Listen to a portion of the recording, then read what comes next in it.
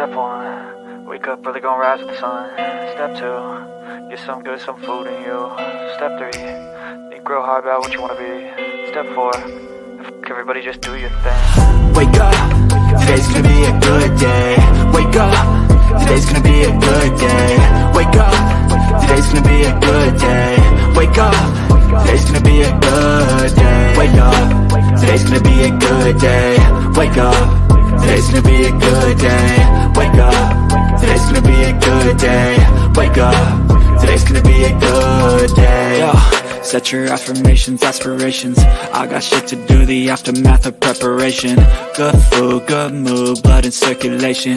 One step at a time, yeah, that's how you make it. Set a goal you control and the steps you take them. I try to pick one thought, have some concentration. And if I make a mistake, it's called education. I try to do this every day, call it replication. Wake up, today's gonna be a good day. Wake up, today's gonna be a good day. Wake up, today's gonna be a good day. Wake up, today's gonna be a good day. Wake up, today's gonna be a good day. Wake up, today's gonna be a good day. Wake up, today's gonna be a good day. Wake up, today's gonna be a good day. So life ain't easy, yo, I think there's a reason though. Ups and downs, just like every different season, yo. Sometimes I'm high, other times I'm barely breathing, though. I always gotta fight and hide from the demons, yo. Negative thoughts are poison, they rot. Head full of flies, so here come the clouds. They'll never stop unless I can swap all the bad for the good in my head when I'm lost. Yeah, so I'ma fake it till I make it. Positive thoughts are overtaken, I got patience. One day at a time is how you operate a cadence. A flow, you grow, you show yourself a foundation. Stay away from all the shit that causes temptation. I know that I like to do it cause it's sensation. I live my life in my head like a narration. Don't expect greatness, do my best, man, I'll take it. Wake up, today's gonna be a good day. Wake up, today's gonna be a good day. Wake up, today's gonna be a good day. Wake up, today's gonna be a good day. Wake up, today's gonna be a good day. Wake up, today's gonna be a good day. Wake up, today's gonna be a good day.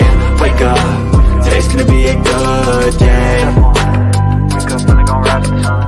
Step 2, get some good, some food in you. Step 3, think real hard about what you wanna be. Step 4, everybody just do your thing.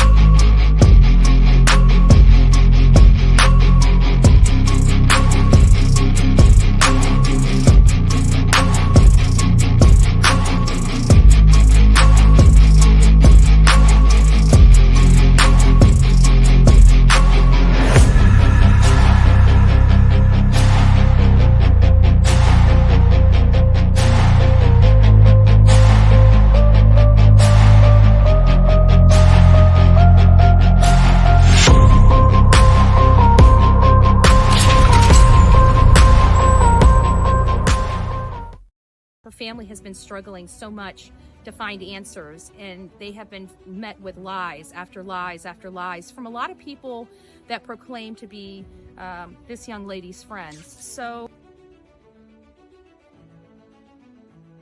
this is Lila Santanello. She has been missing since June 27th, 2023, and she disappeared from Kingsport, Tennessee. Chronicles of Olivia and I went out to Kingsport, Tennessee on several different trips, searching for Lila Santanello or any information leading to her whereabouts.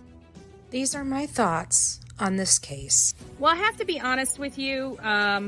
I was hoping by now we would have found Layla. So this has been very hard. You know, we want to bring her home. We want to make sure that her family knows what happened to her, I think is really the most important. Her family has been struggling so much to find answers, and they have been met with lies after lies after lies from a lot of people that proclaim to be this young lady's friends. Just like to speak to them just for a moment and just say, if you know something, say something, because her life does matter. for the family members of these people that know what happened to her, it could have been your daughter. It could have been your granddaughter.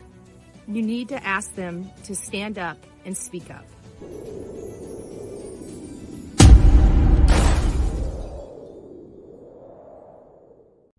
Welcome to the Bullhorn Betty Coffee Club.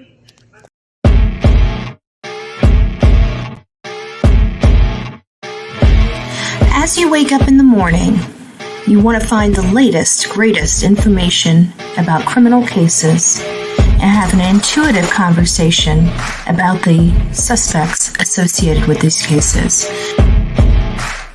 Head over to the Bullhorn Betty channel on YouTube.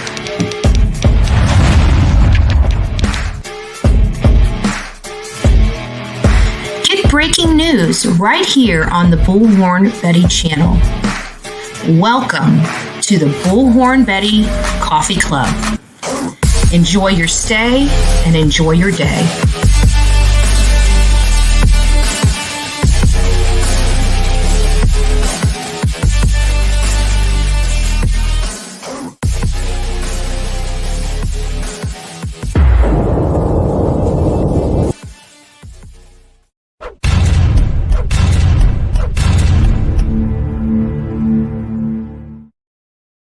Well, good morning, my beautiful people of YouTube. You guys are beautiful people here this morning on a Saturday morning, 6:30. We got some ride or dies up in here. I gotta say, Saturday morning, we're a bunch of coffee beans, right? We're a bunch of coffee beans. I'm just joking. Bunch of beaners over here. That could be offensive to some people, right? Unless they know who we are. Sonia, it's great to see you. The real me too. Big Mac Mike is present. TL, Stacy, Candy Apple, it's nice to see you. Lulu's Nana, it's nice to see you. I am present. Our beloved Jules is up in the house. It's nice to see you, Love Bug. We have Van Lady. Hopefully she's back by now. Hopefully she grabbed my coffee when she was heading back here.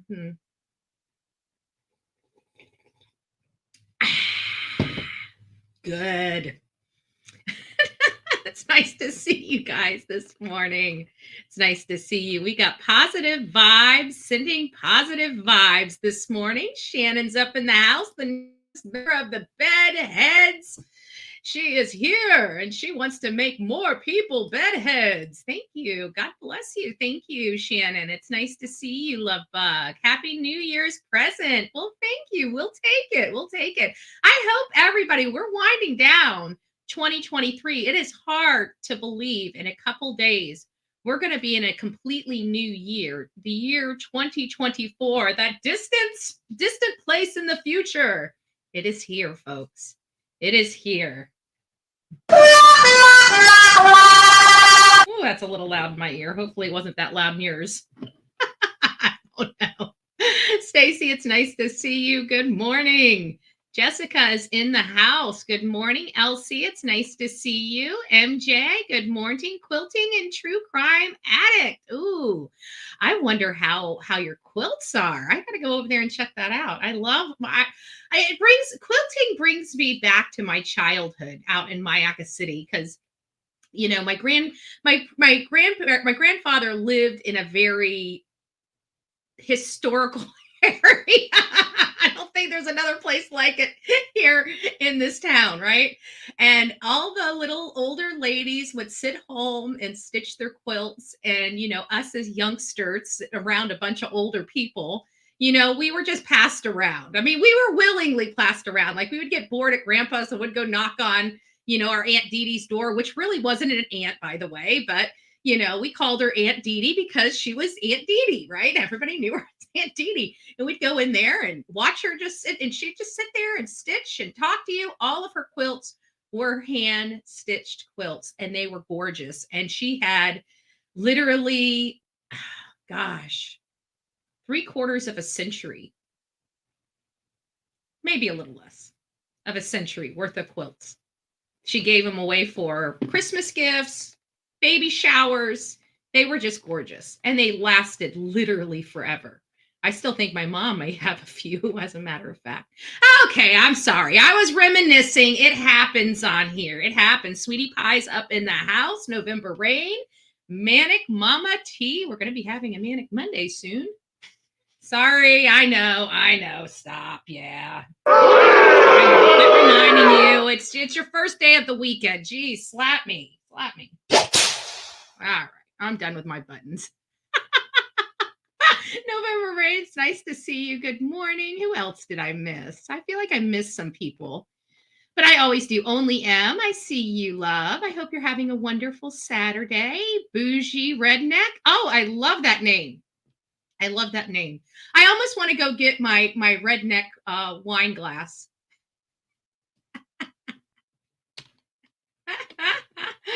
Dazed, it's nice to see you. Mermaid is up in the house. Happy New Year's, everybody. I don't know whose birthday it is. Did I miss a birthday? Happy birthday, Elsie. Oh, Elsie, it's your birthday? Well, I think you're going to have to get a birthday. I don't feel like singing right now. But we're going to have to give Elsie a Bullhorn Betty birthday song. I see Rapper's up in the house. It's nice to see you, Rapper. I hope you're having a wonderful day. You look lovely. Well, that is quite kind of you. I appreciate the compliment. I hope you're having a wonderful day yourself. I wish I could tell you look great yourself, but I don't know you and I've never laid eyes on you. So I really don't know if you look great. And I don't want to lie. I need to stop. All right. I'm going to stop. Cool Gamers up in the house. Teresa, it's nice to see you. Cat in the chat by you, babe. Rhonda, it's good morning. If I missed you guys, be Betty fan. Nice to see you, love. Nice to see you. Olivia's in the house. If I missed you, I just want a big blanket. Good morning. It's nice to see everybody here this morning. We're going to kind of just jump right in to the show this morning because we have, as always, with this type of case where it's moving a mile a minute, we're always having new information coming out. So let me just give you the Reader's Digest version. I know many of you already know it. You already know this case, but this is not necessarily for you. This might be for somebody that's just coming in and needs to learn a little more about this case. So this is a case where it was reported at first of it being an adult pregnant female missing. And then it came out that her boyfriend was also missing. We were at the time under the impression she was 19. The age difference, it's really no consequence. But, just for clarification purposes, we're learning that she's 18 years old. So she was an 18-year-old pregnant mom, first-time mommy, very excited. She was over her due date. She made such a happy home, right? Fabian didn't want to come out, right? So she was being induced on the 23rd, which was a Saturday, and she never arrived to her appointment. As many of you know, just like we all know, women don't miss their induction of their baby. Okay. That was one of the very first things that we said on the show is this is a grave situation because a mother does not miss this appointment. This is an appointment that you have to be, in order to miss. So many days had gone by, the 24th, the very next day, they did a vigil for, bringing awareness to the case, asking for the community's help, the community support, not something that they should have to be doing on Christmas Eve, because their loved one is missing. And so is her baby, So we're going to fast forward a few days after that. A family member receives a tip that they may want to look at a certain location for a car. The family went there. The car was found. 2 people were deceased inside, one being a heavily pregnant young female. Yesterday, later in the day, we learned that early in the day, we learned that Matthew was deceased by gunshot, but they did not rule it a homicide or suicide at that moment. But we did know he was deceased as a gunshot, and that Savanah had not been determined yet. Later in the afternoon, we get the information. They're both deemed a homicide, both related to a contact gunshot wound. So that was really all we know. Since then, there has been speculation, even us on here. Yesterday, we went through all the information that we were able to find to present it to everybody. Does it mean anything? It doesn't. And we have to look at all sides of it. Like I said, there's several avenues for this murder that we cannot help but to look at. One that's really leading in popularity, though, is obviously the ex-girlfriend, because there's several players that look like key people that we may have seen, especially the size of the father and the image of the large man getting out of the dark truck that law enforcement is looking for. Does that mean it's him? Like I said, no, it does not. But we're going to still keep going down this road because, quite frankly, the people that are screaming the loudest on the other side and saying that these people have nothing to do with it. Now, with the exception of the family, I don't want to classify them or throw them into this. I'm talking about other people unrelated to this case out there. They're saying that there's no possibility of his ex-girlfriend, that they have been cleared, that her boyfriend has been cleared, that the father has been cleared. I want to be very crystal clear on this fact. I'm going to say, no, they have not. If they have, I would expect that information to come from more reputable sources because, let's face it, this is a national case. This is being ran on Fox News. These smaller people that say, hey, it's like me coming out with breaking news from a law enforcement official. Will that happen one day? I'm sure being around long enough, I will have an opportunity for that. But to pick up the phone and call a person or the public information officer and saying, hey, I'm Bullhorn Betty, can you give me the lowdown on what's going on? And them saying, oh, hey, Bullhorn Betty, we've been waiting for your call. Yeah, no, we've cleared all these people. So you don't have to worry about them. Oh, you're talking to the boyfriend? No problem. You can continue those conversations. Give me a break and cut it out. Yeah, I'm being very sarcastic, and I'm embellishing quite a bit because I want it to ring true for many people of how stupid that sounds, right? So this idea that this one-off person can call up to the law enforcement and they're going to say, oh, yeah, all those people are cleared. But for whatever reason, Fox News can't call up there and get that same information is a little, I don't know, suspect to me. I digress, right? Does it mean that her family's involved or not? Listen, I personally hope that whoever did this to them doesn't know them. I will be honest with you. I can't imagine or even want to fathom that somebody can be so cruel. Even his ex-girlfriend and her boyfriend, in the statements that they have made since these deaths, are disgusting. They're inhumane. Because let's face it, even our worst enemy, this right here should have never happened to. And to sit there and justify remarks, disgusting remarks about a teenage girl that's lost her life and her unborn baby's life, and you think that somebody deserves that? Anybody in this world that thinks somebody like that deserves that is a disgusting human being. And I would say it's time for you to get Jesus.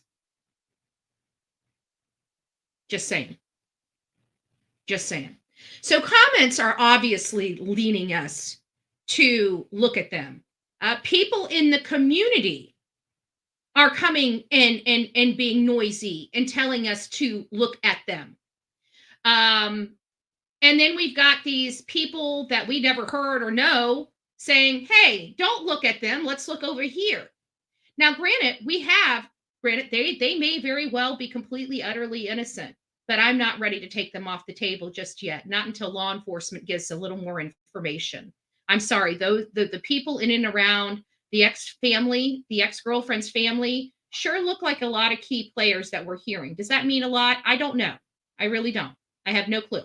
I'm not there, right? Even other people that are just like this, we don't know. We're not law enforcement, and we're not there, and we're not family. And even if we were family, they're probably getting about as much information as we're getting. I mean, law enforcement has to be very careful what information they give this family because of retaliation. We already know that the Soto family especially has no problem jumping over, courtroom mini walls and beating the crap out of somebody they perceive as the enemy, which if this guy is guilty of killing their family member, then yeah, but did he deserve that? Obviously it's illegal, and there were several people that went to jail because of it.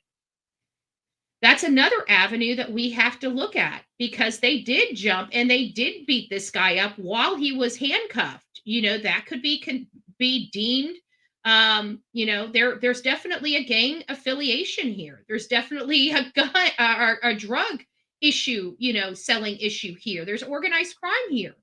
So we can't look past any of that. But I keep going back to the ex-girlfriend, because you know what? Every time we turn around, we hear this whole thing about snitching, that they snitched or something like that. But if you look at where that allegation is coming from, it's leading right back to the people, right? So wouldn't his ex-girlfriend know that, he's a dealer and he has these ties? And they could really pass this off as a hit? Possibly. I don't know. It may not even be anything. It may not even hold water.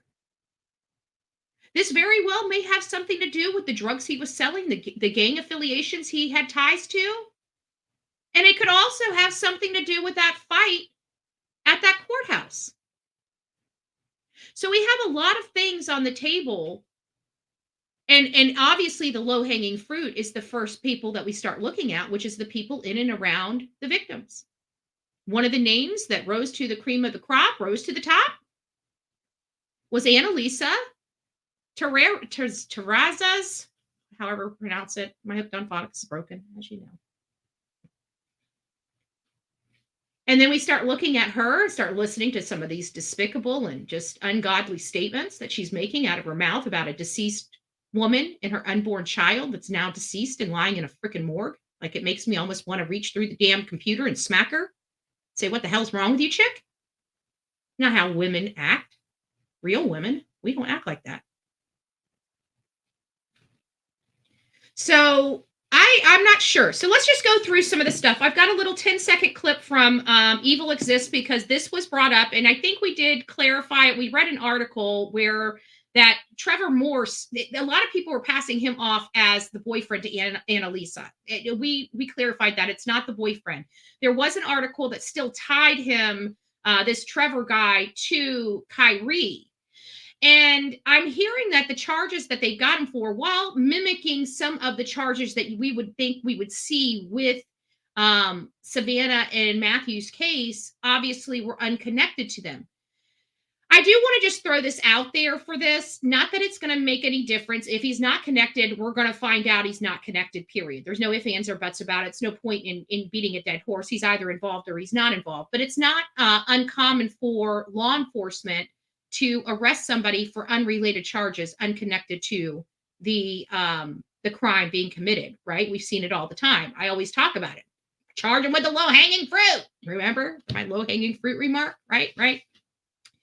So it's not uncommon for that. Now, granted, but my understanding is this, I still find it suspect with his charges, this Trevor Morse charges, because from the information I'm getting now, I could be wildly off base here, just wildly off base. You guys probably know better the details, the finite details of this statement than I do.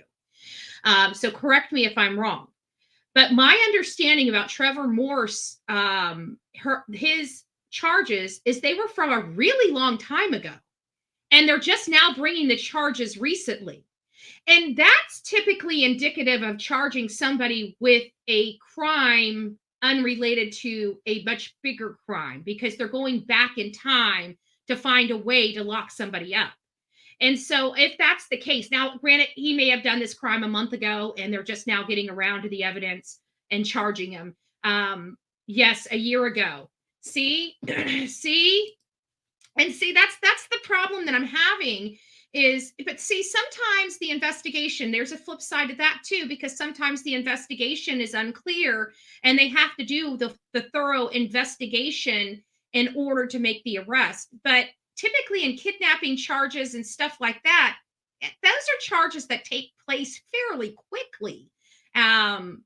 After the allegations are made, and to think that they're going to be bringing this up a year later really looks like they're going back a long time to try to find a reason to lock somebody up, again emboldening the fact that he may very well be connected to Tyree and may have to use some leverage. They may be using some leverage to get to Tyree. Now, we don't know if they're even connected, because we got one set of people over here, because it's all rumored. Let's face it, none of this is coming from law enforcement. All of it could be just all wrong. You have to decide for yourself. What I'm getting out of this is there's a lot of moving parts. Do I think Analisa is a suspect in this case? I absolutely do. That hasn't changed my position. Do I think it could also be a gang hit? I absolutely do. The only things I don't think it is a drug deal gone bad or a robbery. Those are the only things that I don't think this is. For sure, for me. I don't know what it is for you. So I'm going to take this clip just a little bit from, and it's from Evil Exists. And actually, let me put the whole video up here. So everybody, I'm only going to take like 10 seconds out of this video. There's the ending part that talks about Morse. And if you guys want to go over and read our commentary or listen to our commentary about this and Morse and Kyrie and all that, we did that yesterday afternoon, like around the 3:00 mark. We went over all of that stuff yesterday. So if you would like to go back and just kind of clarify why we're having this conversation today, go back there in your own time and watch yesterday. I think it was only like a 45-minute video, a live stream I think we did yesterday. So you can go grab that stuff. Anyways, let me go ahead and get this up here. I'm not going to show it. I dropped the link if you guys would like to watch it, but I do want to hear the audio, and I want you guys to hear the audio. The arrest of a man named Trevor Morse is regarding a total separate case. So that's all I wanted to say, is that, everybody's saying this is regarding a totally separate case. While true, that doesn't mean anything. It just doesn't. Because again, when we look at the actual facts of that arrest, they're going back a really long time to get those charges against this man. Could it mean that it means nothing? Yeah, of course. It could be completely related.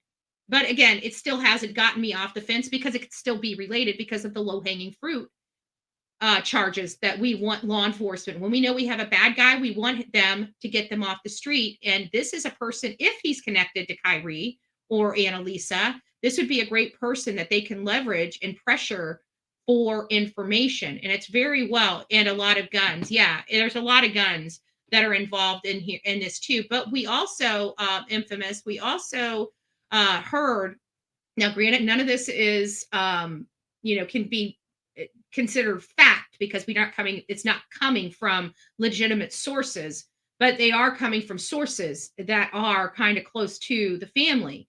At least you know how the internet is, right? So it sounds like when the father kicked in the door, money, drugs, and guns were in the house, and he took those with him. He took them out of the house. So if that's what leads me to believe that this is not a drug deal gone wrong. Now, granted, they're saying the drugs were only weed. I get that. I'm not trying to say that there was any nefarious, horrible. I don't want to go there. I personally don't know. They never clarified what type of substances that were taken. That's literally what I heard, that when he kicked in the door, he got the drugs, the money, and the guns. That's how it was said to me. That's how I'm saying it to you. But we don't even, I just find that charges from a year ago just seem a little odd, and they're hard and strong charges, something that's going to rattle somebody's cage to be thrown in jail for. So I'm still not off the fence that Analisa's out of this. I'm just not. And I don't know if I'm going to be for, at least in the near future. Trina, it's nice to see you. Good morning. Infamous, nice to see you as well. Good morning to you. I'm just saying he has a Telegram account. It's a social media account where they do nefarious stuff. Oh, yeah, I know. We played that. We played that here yesterday. We've seen that, and we got that up here, and it was pretty extensive. I have to be honest with you. I was flabbergasted. I've used Telegram. I just don't think of these things. I've got to be honest with you. I've used Telegram. I use Telegram for my social activities. When I need to do my community outreach and getting people together, I can go especially if I'm advocating for a cause or something locally, I can throw, a flyer into Telegram, into one of my large, political groups in Telegram, and know that there's going to be at least 50 to 100 people that show up to my event. So I use Telegram. I didn't even know there was an ability to buy or sell crap on Telegram. I have to be honest with you. I'm absolutely just, because I use the system. I don't like supporting something that has but you know what? I guess everything does, really. Even Facebook, we've heard about people getting, their Johns off Facebook and stuff like that. So I guess no matter what, but this is this really blatant, like he was posting his face with bricks and stuff. And it's like, how can you be so blatant, flamboyant with it? Not giving a flying F that, an officer or law enforcement might see you on Telegram with your face next to all these drugs. And you're just selling them, like literally openly selling them on a social media. Like, I'm dumbfounded. I call me a prude. I don't care. I'm dumbfounded. I didn't know this stuff. Ignorance. I get it. Not being naive. I get it. I just didn't know this stuff existed. Again, I'm not a techie person. I find things that I utilize for the specific stuff I need to utilize it for. And it's usually activism of some sort. Or this, right? So it's weird. It's weird. Matthew's dad trying to cover for his son, trying to make him it's a lot of money to, in things like that, especially if you owe somebody, your family could be held responsible for that debt. There's a lot of stuff. Again, he's associated with gangs. Many of us don't understand the ruthlessness of gangs. I was on the outskirts of a motorcycle gang. I never saw or had to witness or anything like that, what went on, nor would they ever trust somebody like me at that time to have to be on the inside or anything like that. But you hear and you know that there are certain things that go on. So, I know for a fact that there's families that are responsible and on the hook for the debts of their other family members, whether they like it or not. When you deal with this type of, society, parts of society, you know what you're getting involved in, unfortunately. Not that you should, or that it's good or bad or indifferent. It's just that you do know what you're getting involved in. It's not like these people don't know. Okay. I knew what I was getting involved in, right? He might have not paid the piper. Yeah. There's a lot of possibilities. Like I said, the only thing that's off the table for me, based upon the information, if that information ends up not holding water, where we find out the father didn't go in there, didn't get the guns, didn't get the money, and didn't get the drugs.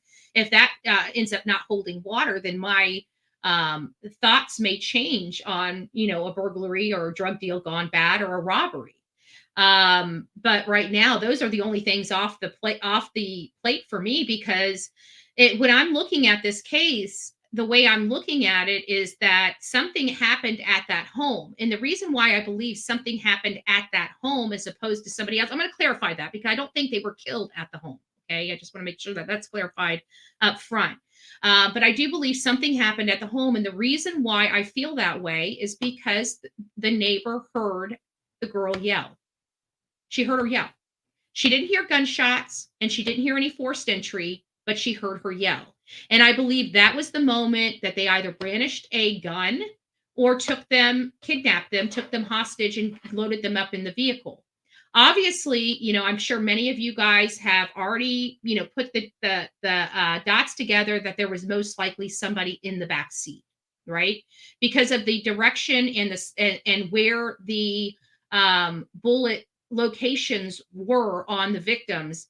It would imply, if we believe that they weren't killed at their home, which I don't believe they were, I believe they were killed in that car. Again, this is stuff that we're having to put together ourselves. It's based on conjecture. So even them being killed in that car, we don't have confirmation on.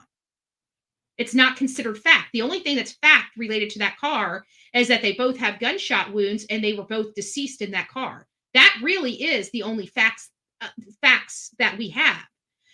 We heard from family members that Savanah had, obviously the car seat on her head, and we also heard from family members speaking to the press that he was tortured. Many of us believe that it was kind of a Bobbitt thing. We heard some other details last night that might be a little more disturbing and may not be a Bobbitt at all, but may have been an SA type of situation that happened to him. Again, this is stuff we can't take as fact because it's rumored. We don't have anybody telling us any true facts. So it could be one or the other. He could have been SA or he could have been Bobbitt. I have to use that because everybody knows what I mean when I refer to that. But something happened where he was declothed from the waist down from what we hear. Again, not corroborated because law enforcement hasn't told us, but I shouldn't say not corroborated, not confirmed by law enforcement because the positioning of them and the fact that he didn't have his pants on, I think at this point has been corroborated by enough family members that we can lead down the path that that's most likely true. But again, still not confirmed. Many people, let me just get on over here. Many people think that this could be Analisa or this gang. I started looking into the possibilities of this gang affiliation, and we're going to go through this. But first, I want to read something to you, and this is kind of what sparked a lot of my commentary this morning. Let me get this up here. Let me take you off, Infamous. See if I can get this just a little bit bigger for you guys so you guys can read this. This is kind of where I do agree with a responder on here. So actually a couple of the responders on here. Who is Analisa Terrazas? Influencer and boyfriend. I've never heard of her being a social media influencer. I didn't look into her that much. And the little bit that I did look into specifically her, most of her content was already removed. So if anybody has, captured that prior to her removing some of that stuff, if you guys could send that to me or at least show me where it's at, I'd greatly appreciate it. But for all intents and purposes, let's just read this. It says a social media user took a screenshot from the influencer's IG post where she appeared to deride the deceased, suggesting that they deserved what happened to them. In the post, the influencer alluded to a feud she and her boyfriend had with the dead couple. Speculation intensified after netizens began. I don't know what netizens, unless I'm just like completely stupid here. I might not be thinking about it, but I don't know what netizens, and it says that quite a few. Maybe you guys can clarify that for me. Netizens begin comparing Ring cameras footage from the past that showed Analisa's boyfriend to a recent released surveillance footage of a vehicle with two persons of interest inside, suggesting there was a resemblance. However, it is essential to note the duo are not under investigation, and it was underlined, not under investigation, for Soto's death, which has been deemed a homicide. However, that did not stop social media users from going down the rabbit hole and trying to connect the influencer and her boyfriend with the young couple's death. I call that misinformation. To say that they're not under investigation, to me, is ludicrous. Of course they are. Have they been cleared yet? We haven't heard anybody has been cleared in this case yet. Not one person. We haven't even heard the hint of polygraph tests yet. We haven't heard any of it yet. So one of the comments here was automated, odd moderator. I guess it just goes over rules. And it says from one of them 4 hours ago, it says influencer LOL on what planet I get the comment. This is one that gets you a reason to think. And it says, how do you know they're not under investigation? Because in this situation and case like this, everyone is a suspect. Moreover, it's a person that has an intimate connection with both victims. Does it mean they did it? Of course not. But to say they're not suspects or persons of interest is misleading, false, and not supported by evidence. The man getting out of the truck, including the fact that the man looks significantly older, wearing compression socks that come up to his knees, leads me to believe the man getting out of the truck is a much older man. Coincidentally, that man happens to resemble the ex-girlfriend's father. Does it mean they did it? Again, no, it does not. But these are some of the reasons I find your statement flawed. Straight Vehicle says, yes, any person who might have information or knowledge about a case would be a person of interest. LE would be negligent if they did not investigate such comments posted on social media. So that is where I am at with this. You know, I understand that we don't know. We don't know what happened to them. There is a variety of means and opportunities. So we always look for, motives, means, and opportunity, right? That's what we're looking for in any type of murder case. Except in this one, there's multiple. It could literally be a love triangle. It could literally be a gang retaliation hit. It could literally be something related to her brother being killed in the fight at the courthouse. And this could literally be that somebody thought they were snitching on them. And again, comes back almost to that gang affiliated hit. So there are multiple reasons why this could have happened. But it's hard when law enforcement is actively asking for the community's help in identifying people in a specific vehicle, and we find that vehicle or a vehicle of dark color and with the same shaped light at the back end of the truck to be connected with Analisa's father and family. We can't look past that. Does it mean they did it? No, it does not. It means nothing. It is just a theory, a perspective, speculation. I'm sorry, I'm on the iPad. That's all right, Kat. Oh, who do we have? Mary, it's nice to see you. I didn't say hi to you this morning. H-Town Finest, it's nice to see you. I don't trust Annalise. I don't trust her either. Anybody that can sit there and say that they're happy that a pregnant, like even my worst enemy, my absolute worst enemy, I don't see myself ever, even if something, God forbid, happened to them, I don't ever see myself hopeful or wishful or thankful that something like that happened to them, especially an unborn child.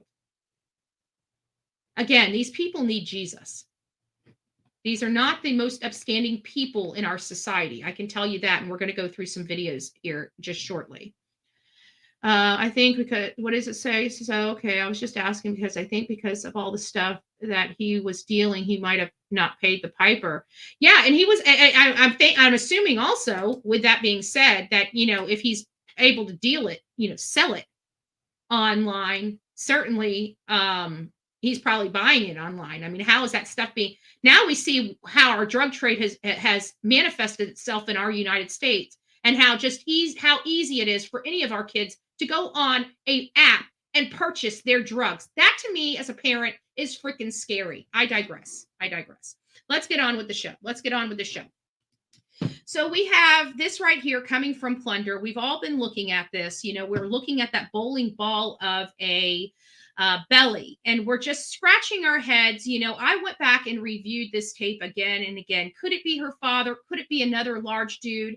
Honestly, it could go either way. It could go literally either way. I can't make heads or tails. Is it similar to the makeup of her father? From the pictures, it does look like it, okay? But now you got to think about, in the pictures, we can't tell how tall he is, right? So would he come that high up on that truck? if he was standing next, we don't know because he's not standing next to the truck. See how all that stuff works?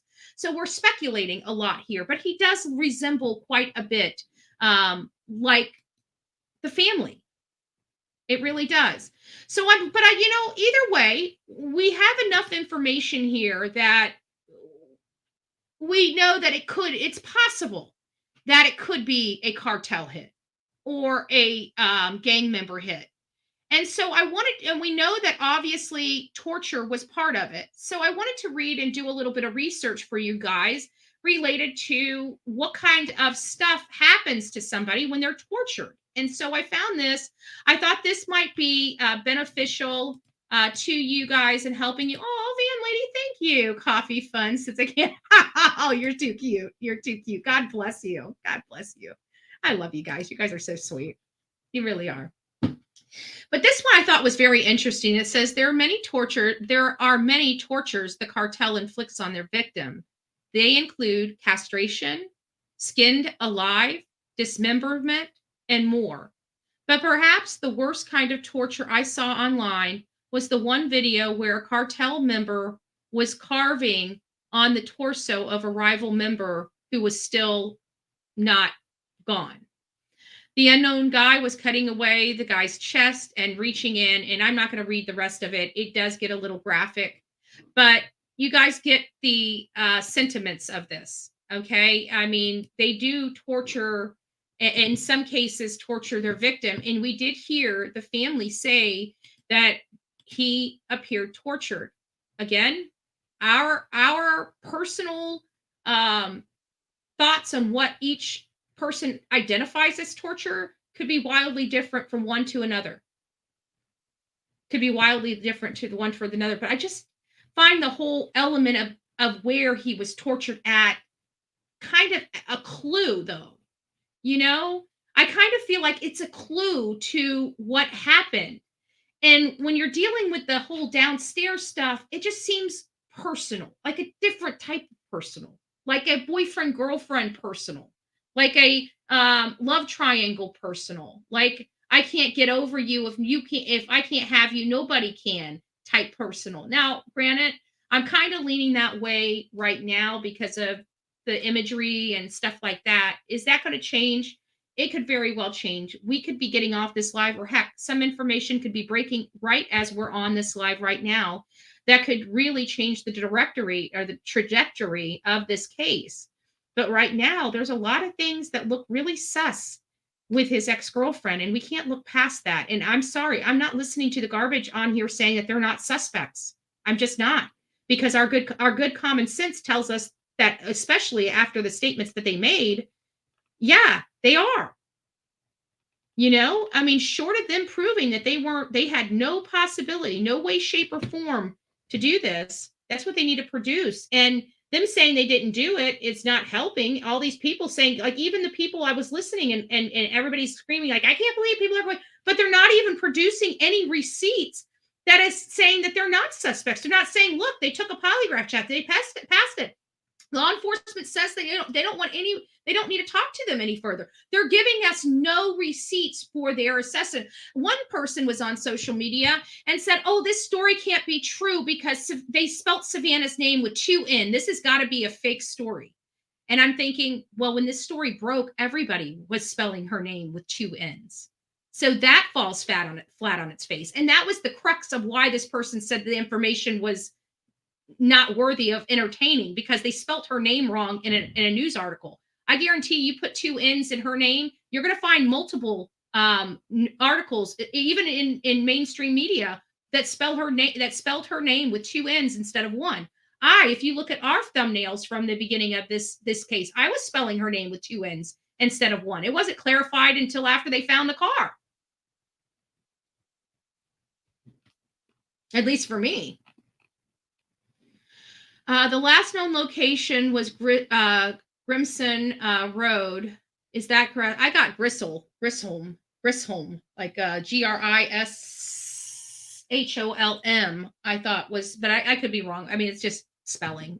But yeah, I think that yes, then that's where their apartment was. And they were living in Leon Valley. That's their police department.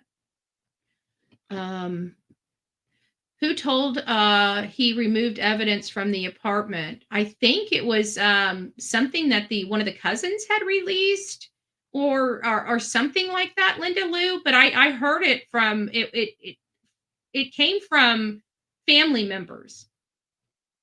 I remember that, but I don't know which side of the family it came from, honestly. I can't remember, but I heard it from statements from alleged family members. I'll say alleged because I don't know if these are just, because gangs, they say that they're brothers and sisters and stuff, and they have no blood relationship. I really don't know.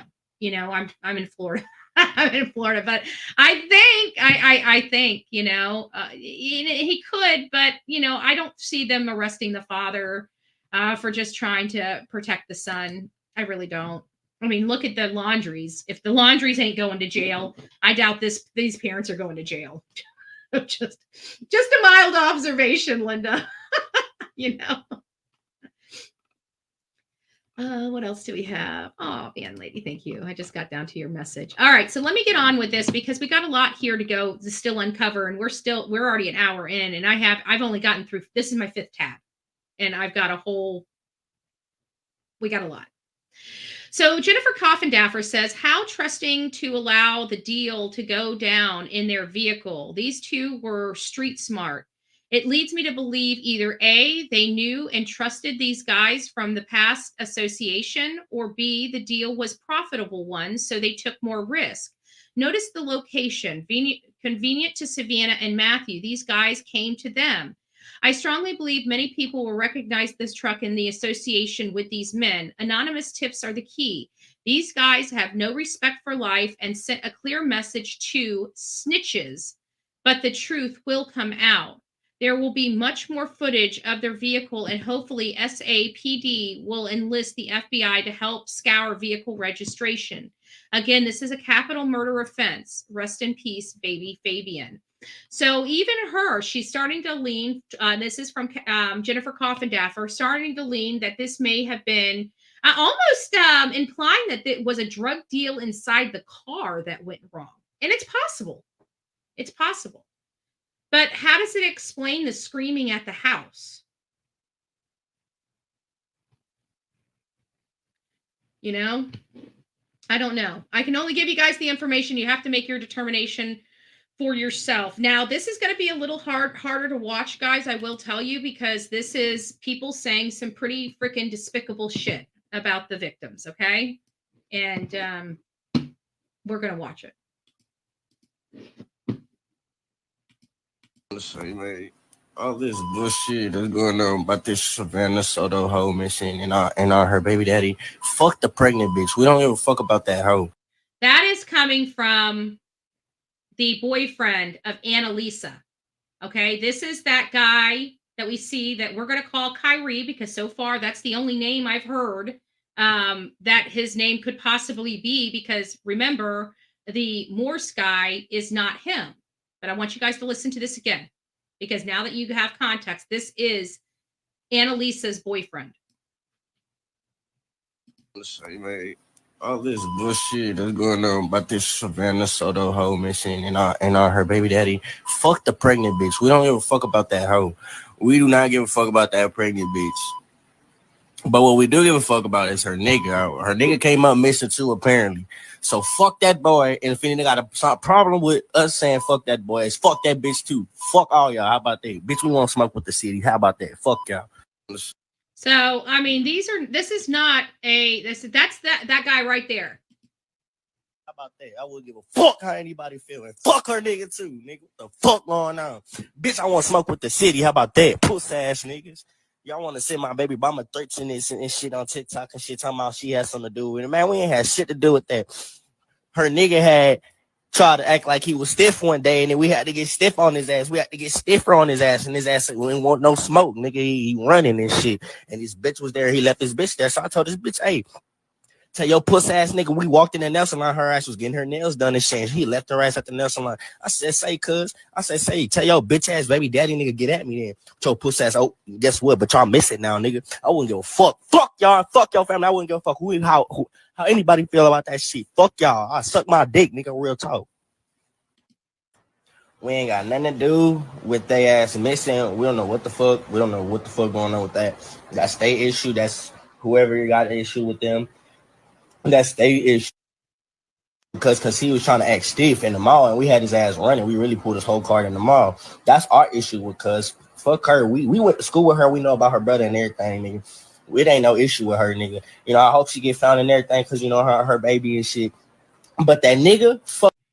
So that was the clip that I got, of him. It seems like he was a little more emotional and seemed a little more humane when he was talking about the pregnant girl. So could they not be? Again, we're just throwing everything out here. I personally don't know. Do I think that the girlfriend had something to do with it? This is what I know. I clearly saw a female driving that car. I clearly see a man that resembles that girl's father.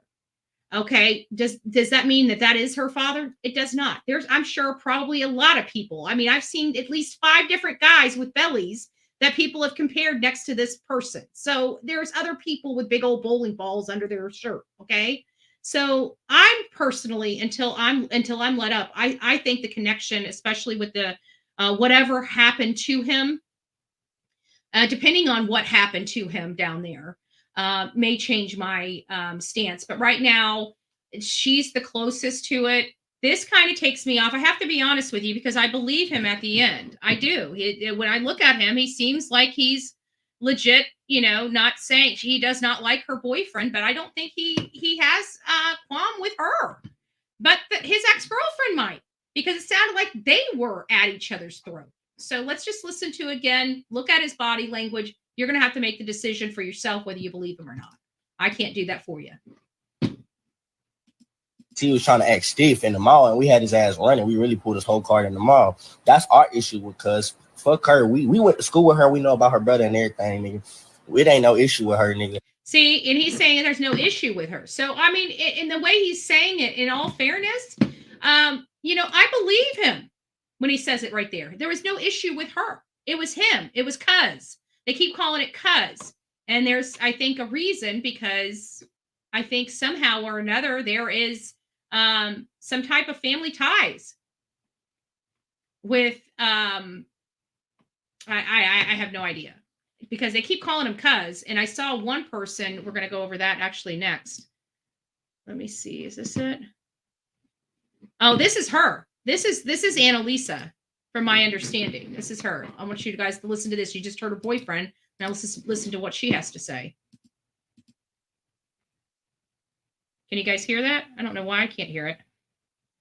Oh, no, you can't. Days later, Hold on. Oops. Let me go back. Sorry. like I said, my baby daddy and her baby daddy got into it in October at the mall, right? A few days later, 2 days later, after that happened, my baby daddy and them, his homeboys said that they seen her and him at the nail salon, which was right down the street. So I had went to go see what's up, because I thought my baby daddy and her baby daddy were gonna fight, and if she wanted to fight too, I didn't know she was pregnant though. So then, boom, I went to the nail salon, walked in there, not in there, but I opened the door. Boom. I had said what's up, and then I realized she was pregnant. So then I just left it there, left it as that. But whenever I posted what I posted, which was this, I had posted this. Ain't karma a bitch? My baby daddy done bitch this nigga out, and she shorty didn't want to smoke with me. When I said karma's a bitch, I wasn't meaning towards her kidnap. I was talking about with her baby daddy, but I guess y'all can't take it that way. But no, I did not mean it I wanted her to get kidnapped or no anything. No, fuck no. Then the next thing I posted was this. Wouldn't give a fuck if somebody got a problem with what I said. At the end of the day, to some straight bitches. All right, boom. And don't stand on no type of business. Yeah, you was pregnant. When I said you was pregnant, like I said, this happened back in October. That's what I was talking about. And why? So, and also in October was also the same time that it's my understanding that they had that courtroom brawl. I think that was in October as well. So there was a lot of stuff going on here, and it seems like these young people were on social media and attacking these people for whatever reason. They were attacked, but I don't think that they knew what was going on. And so you can hear in her voice that she was, they're street. Okay. Her boyfriend and she are street. That I don't know how else to describe it. If it offends people, it offends people. You know, I'm speaking to my audience, but she seems street. They both do. Here's a cousin of Matthew. Down because they were both together whenever they passed. We have no details. They don't want to give us no details. They did let us know that there was. I want to tell you that because everybody's saying the family's getting details and this, that, and the other. We know, we've been covering this. I tell you that the family gets probably as much detail as the media. Media sometimes is telling the family the information in these cases. So this is absolutely true. We see it over and over again. I don't care who's out there spreading misinformation. The family is blocked out in these investigations as well as everybody else. Shell casings in the car. And that my cousin's injuries were very gruesome.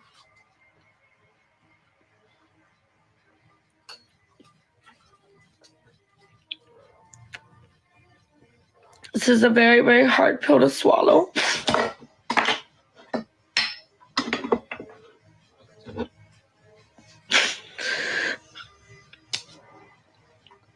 Just seeing the pain in my aunt's eyes.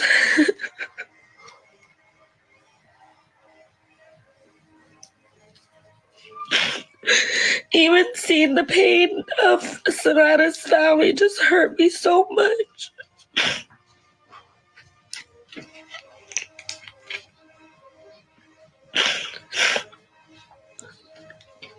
And honestly, I just hope that all of us could just come and all come together, because at the end of the day, we both lost family members. And she was a family member. And it's ugly. It's ugly.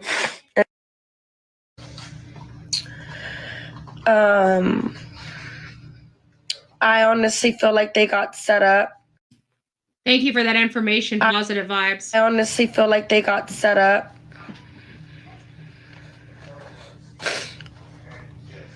Because nothing's making sense to me. The way they left him in the back seat. I think nothing's making sense is because everybody's looking for the connection of it being a gang hit or a drug deal gone bad. That's why I think it's not making sense. Just my observation. But again, if it's one that I've got to have alone, it's one that I've got to have alone. But I'm really leaning toward Analisa, short of law enforcement telling me she's cleared.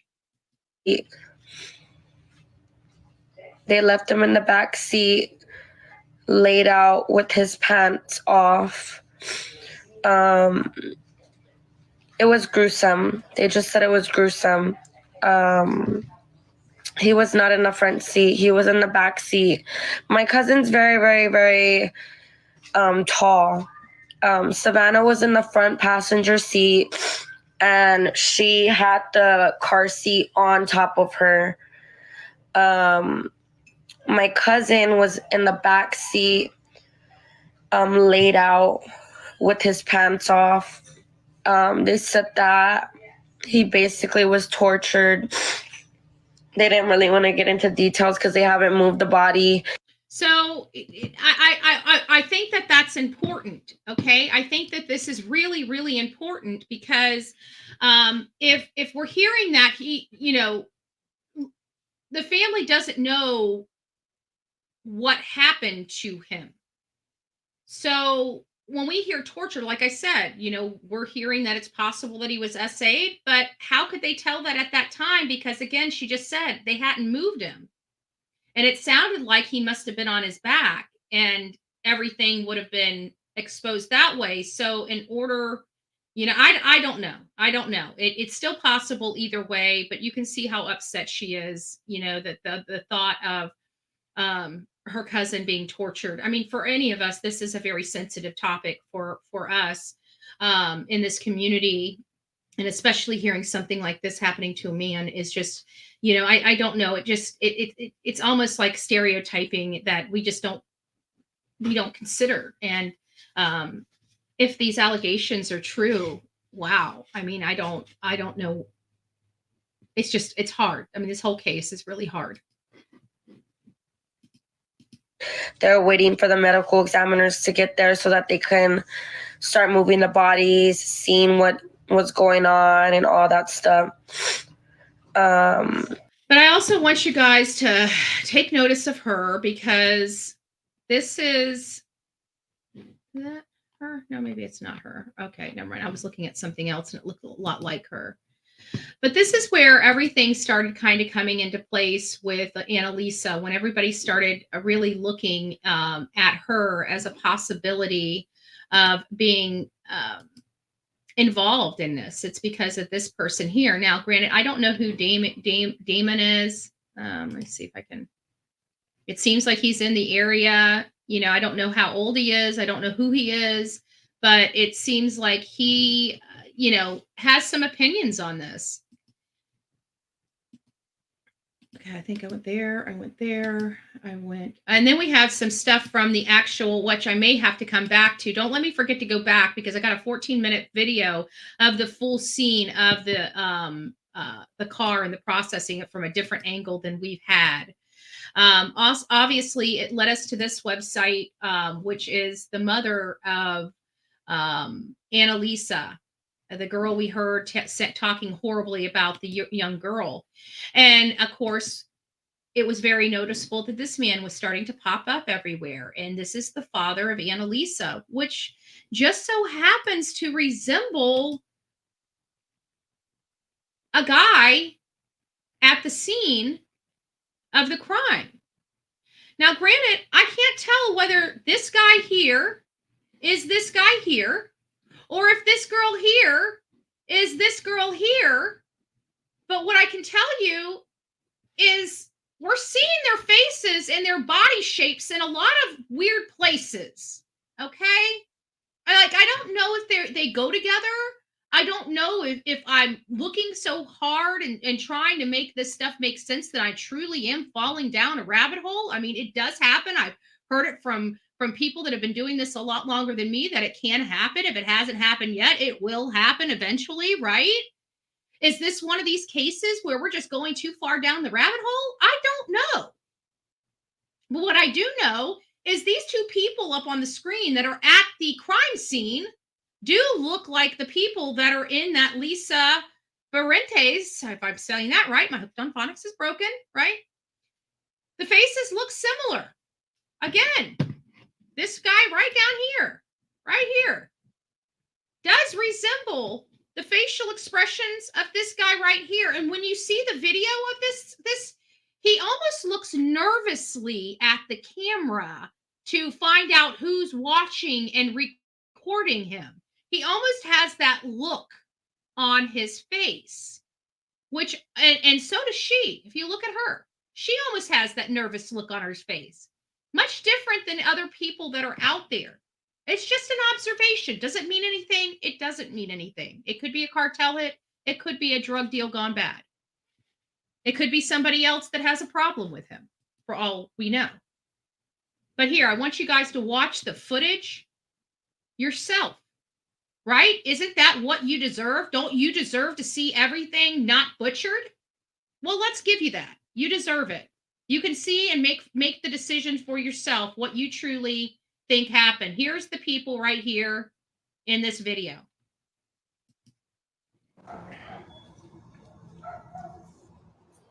This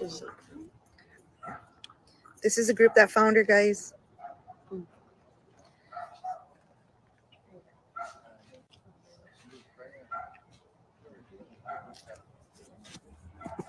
Hey everyone, we're out here on location where the Savanah Soto and Matthew Guerra have been found. They're inside the vehicle. I'm not going to talk so much because of the family, and there's a lot of people out here. So if someone can just mediate and just talk in there, let everyone know what's going on. That's here in San Antonio, Texas. I'm pretty sure y'all seen it on Facebook, TikTok. Everyone's been talking about it. Savanah Soto. Yeah, we don't know.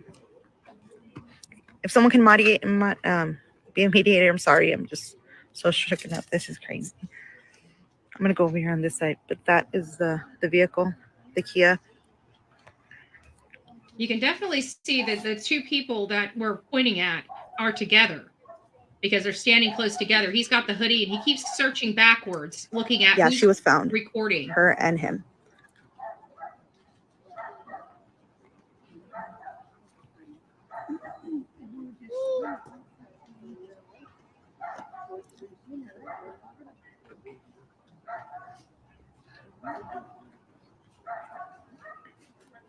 It's Savanah Soto. If someone can post it in the group, please. Here in San Antonio, yes. It's the one all over TikTok, the pregnant girl that's been missing, that was supposed to be delivered on Friday. Yes, they are in the car.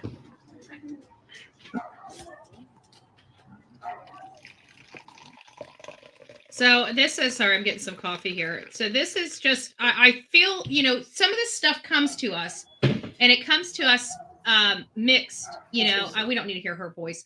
It comes to us mixed and we don't know where it comes from.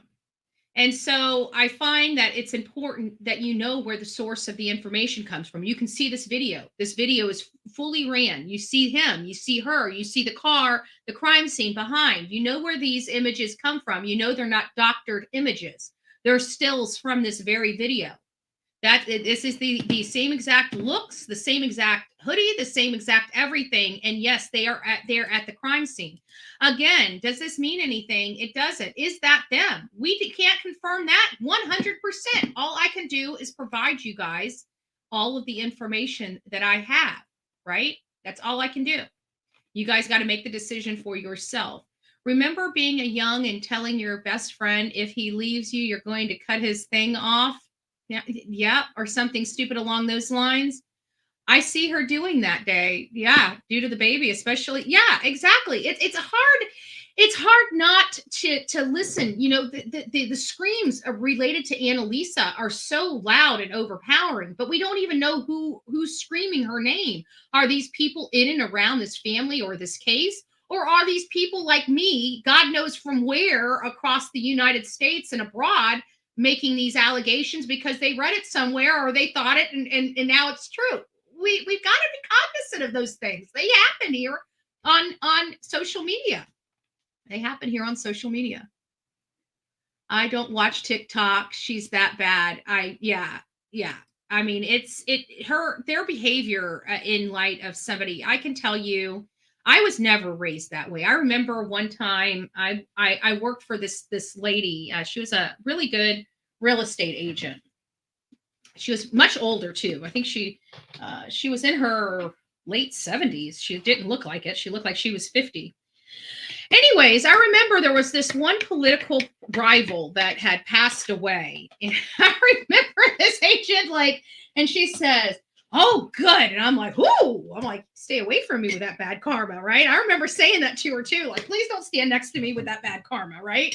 Because it's like, no matter what this person did, I mean, her tiff was with this person for political reasons, obviously not something that I, even as political as I am, rises to the level of being thankful that somebody is no longer alive.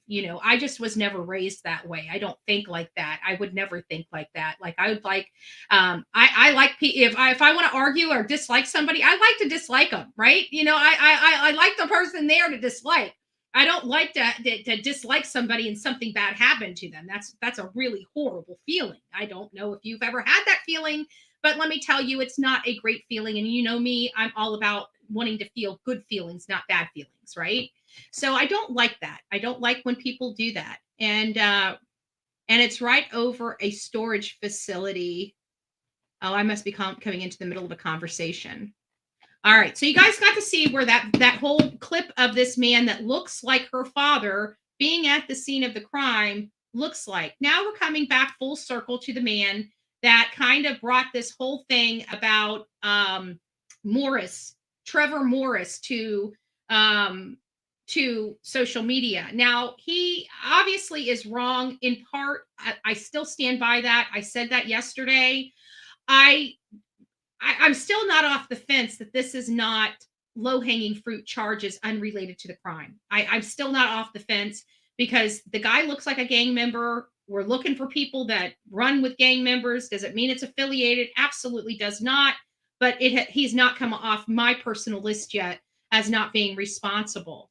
And of course, we know that this gentleman here is the boyfriend of Annalise. We heard the despicable things coming out of his mouth and his girlfriend's mouth. Does it mean they did it? No, it does not.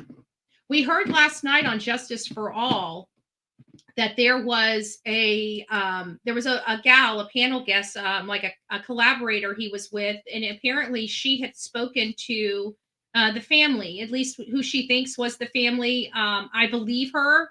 I don't see why she would be devious or deceptive of her conversation with Savanah's mother. I mean, I don't know. I'm not her. I can't say 100% that she talked to her or something. I can only tell you what was told to me. I wasn't there. I didn't hear the conversation. But it sounds to me like the family doesn't believe that Analisa or her family have anything to do with this. Okay. Based upon this person's accounts and statements of a conversation they had with Savanah's mother. Okay. They believe that this is a targeted hit from gang type of relations, drug deal gone bad. They think that they were set up and everything like that. Now, granted, again, I don't think the family is getting any more information than we, the public, are getting. So we're all basing our information off the same stuff.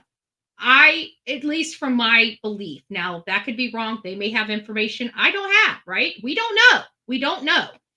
I just disagree.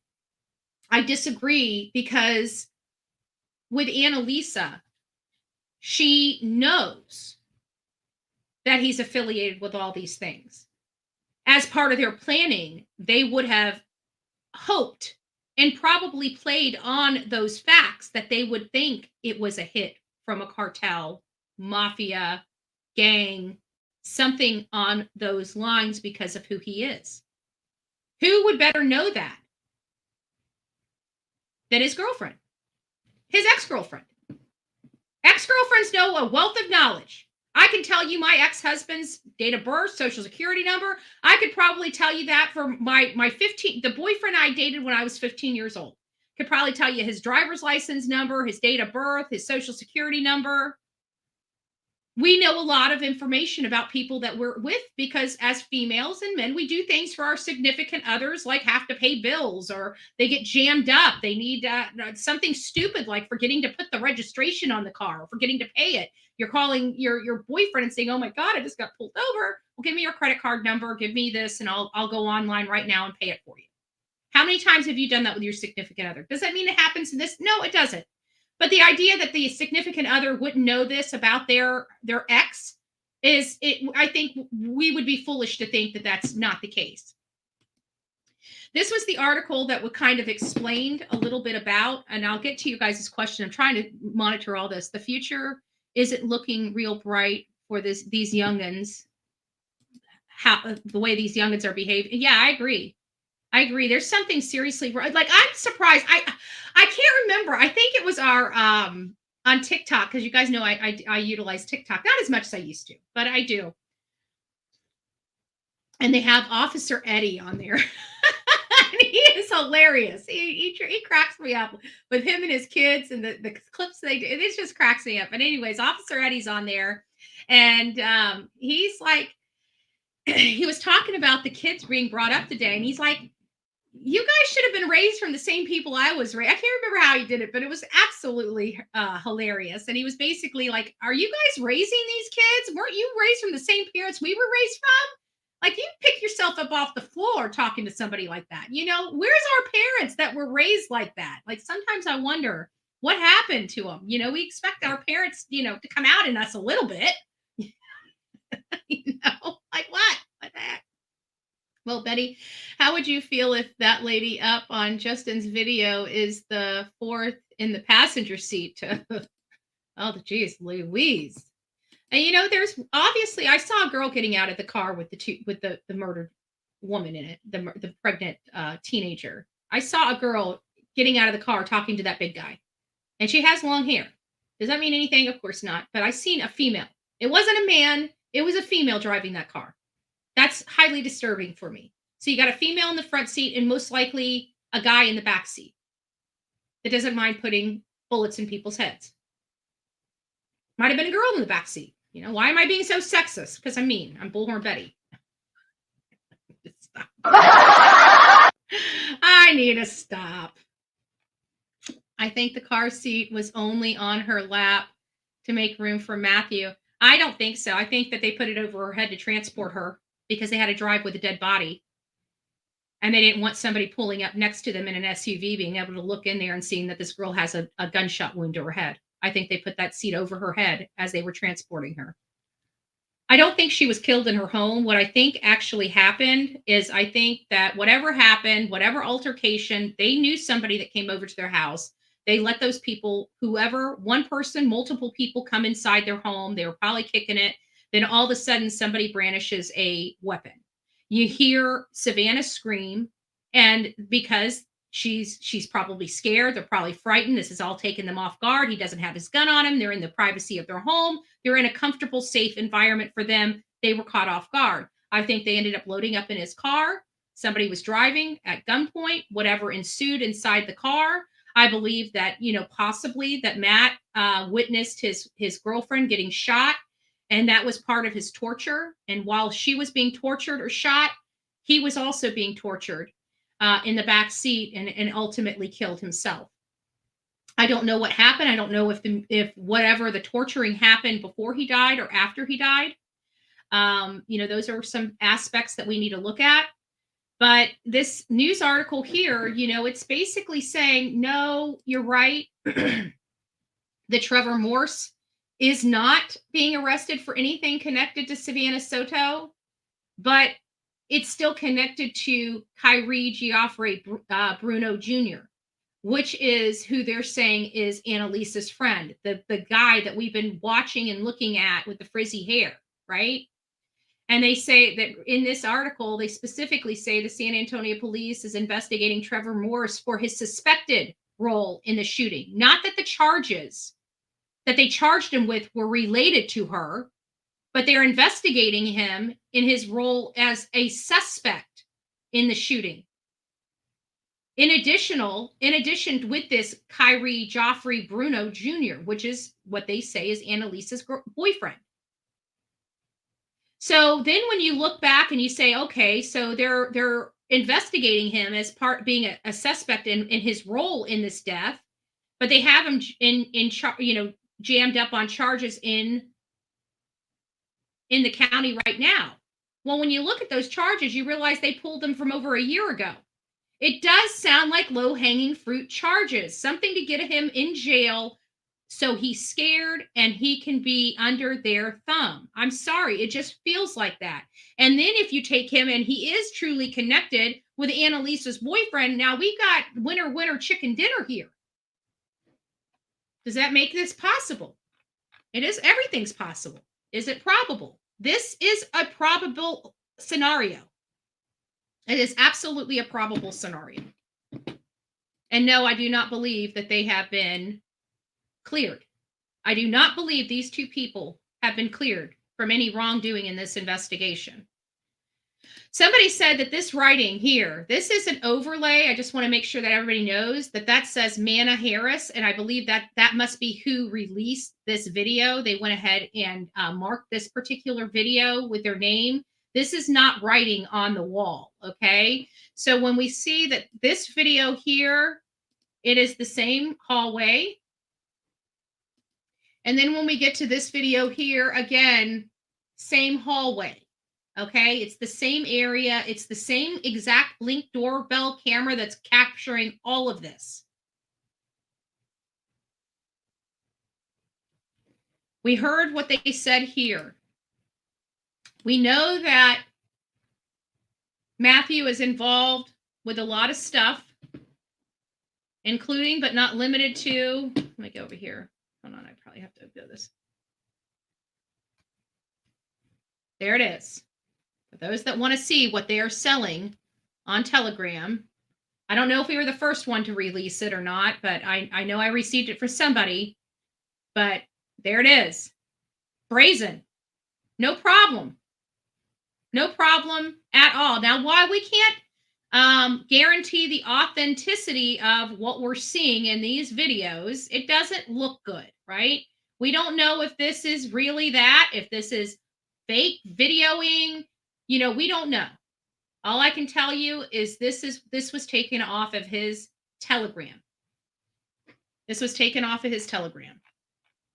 So definitely, without a doubt, in some shenanigans. I want to stop. I want to stop. Am I going to really make me go down here to pause it? Lordy, lordy. So again, I can't tell you whether that's authentic, whether that's digital imagery. I can't tell you. I can't tell you. All I can tell you is it looks like this kid was selling stuff on Telegram, okay? And large quantities of stuff on Telegram. I think it all plays a role into what we are dealing with right now. Let me keep going. I think we might just about be it. Here's the better photo. Oh, sorry.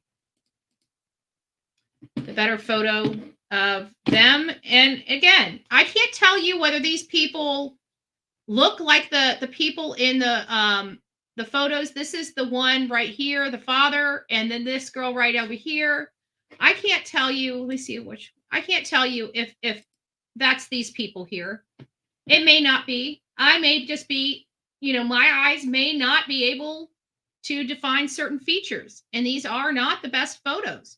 But I have to say the resemblance is pretty uncanny.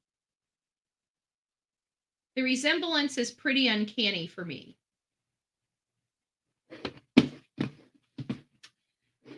Oh, thank you. Thank you, thank you, thank you. We love your new layout. Keep it up, lady. Oh, thank you. I'm glad you guys are enjoying it. Yeah, I'm trying to do some new stuff for 2024, making it a little bit nicer and prettier and everything else. But I do want to make sure that we're being as factual as possible here. And the bottom line is I don't like people loosely throwing out that people are cleared. Do I think these people are cleared? No, I do not. I don't, you know, we had people cleared in the Moscow case fairly early, right? We did. There's no ifs, ands, or buts about it. We definitely know. But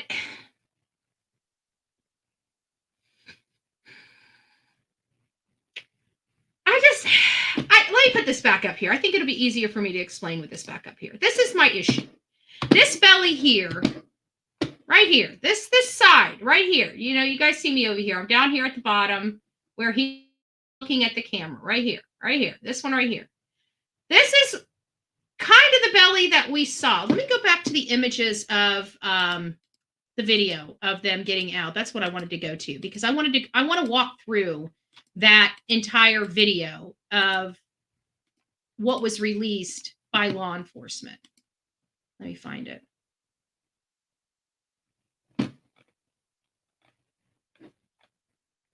Okay.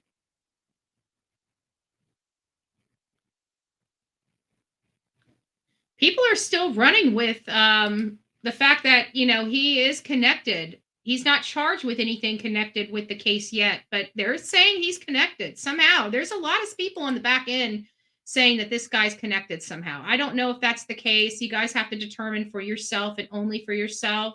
I can only tell you what I've learned. Okay, let's put this video back up. Let's go piece by piece. Let's go piece by piece, okay? I think that's going to be the best way for us to handle this. Let's go piece by piece. Let me see if I can go in a little bit better on here. Hold on, let me pause this while we watch this man get out. We're going to have to go back to it. Okay. Let me see if I can get I did blow it up on my software a little bit. Let me see if I can get my software to work here.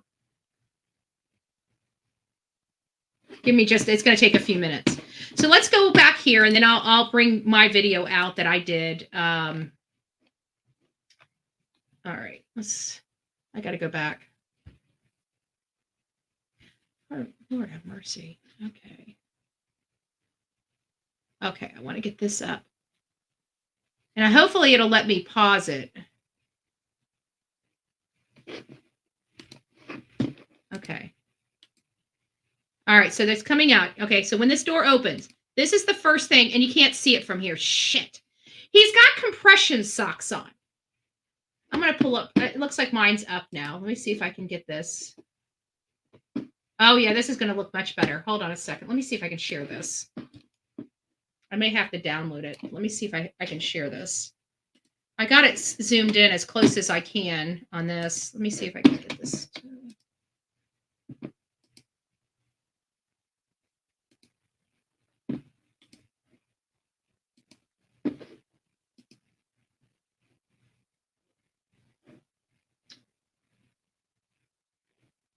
Entire screen. There we go.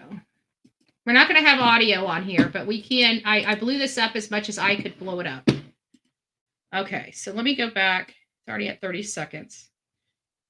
So there you go. Right there, you can kind of see these compression socks. That's like one of the first things. I know it's blurry. It's because I blew it up. We're going to lose some quality when it's blown up this large. So the first thing I notice is the socks and then the big belly. I got to tell you, when you look at it from this angle, that belly almost, unless we can see the side angle of her father, this right here is one big, stinking, large belly. Right there. That is a big boy. Some people said, how do you know this is not a woman? Because this here is an older man, heavy set man type of fat deposits on the front of them that may look or indicate a breast type of thing. But this to me is a man in that picture right there. Comes over to the car.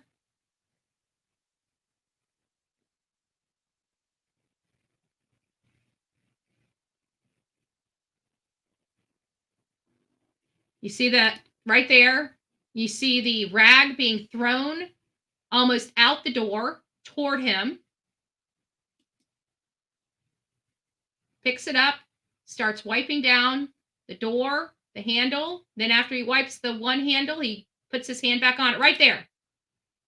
That is a girl that just walked out of there. You can see her scrunchie right there. That is a woman with long brown hair, or dark colored hair, I should say. Long, dark colored hair right there. See her? So I'm sorry. There's a long hair, dark haired girl in the front seat with a heavy set man that looks like those two girls, that one girl and her father. I'm sorry. That is a girl I'm seeing. And everybody says she's wearing a hoodie. I'm not seeing her in a hoodie. I can clearly see her ponytail. Right there. I can clearly see her ponytail.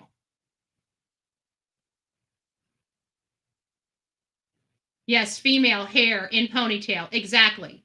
Exactly. So let's go back, and I'm just going to let you guys watch it. Again, I know it's blurry, but this is the best I could do. The one that I could use to blow this up, I didn't have the AI. It's not on my pro account. This is a different I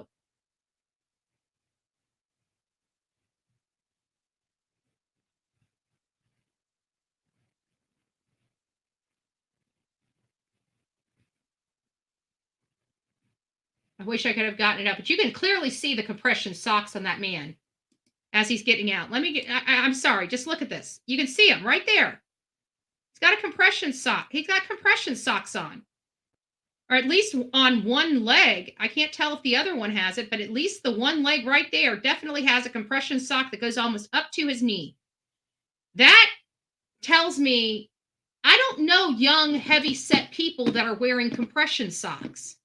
I just don't. I could be wrong, I could be wrong, but usually compression socks are indicative of older people with circulation issues. And then you combine that with an older person that's heavy set, you might have a doctor that puts them in compression socks. Someone made it black and white filter and it looks pretty clear. Huh. I wish, well, maybe you need to have them get a hold of me because I've got this. I can blow it up, but for whatever reason, I can't. Let me see. Hold on. Let me go back to my imaging. Hold on here. Let's go back to it. Let's see. So you're saying black and white, filter black and white. Okay. Problem is, let's see, crop clip filter. Oh, we got a whole bunch of different filters.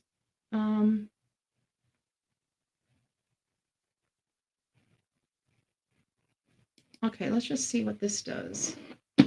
Let's see if we can. All right, let's see. Let's see. It's still not cleaning up the imaging, though. That's the problem. Let's see. No, he's definitely got compression socks on the second leg. I just seen it right there. Right there. So he's got compression socks on both feet. But I'm not sure if I can see the imaging any clearer with the black, but we'll try a couple different filters and see if we can get a better clarity.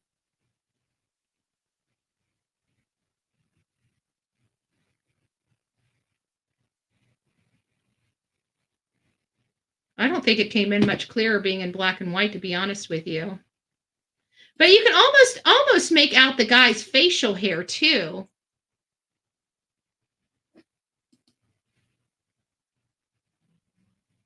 Yep, right there. That is a woman. Now, I don't know if there's anybody in the back seat or not with her, but that's a female that got out of that driver's seat.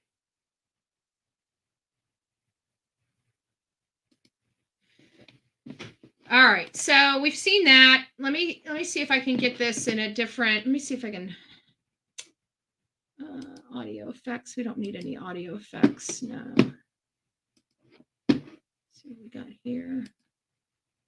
Reduce background noise, equalizer. No. Yeah, I don't really have a whole lot of options.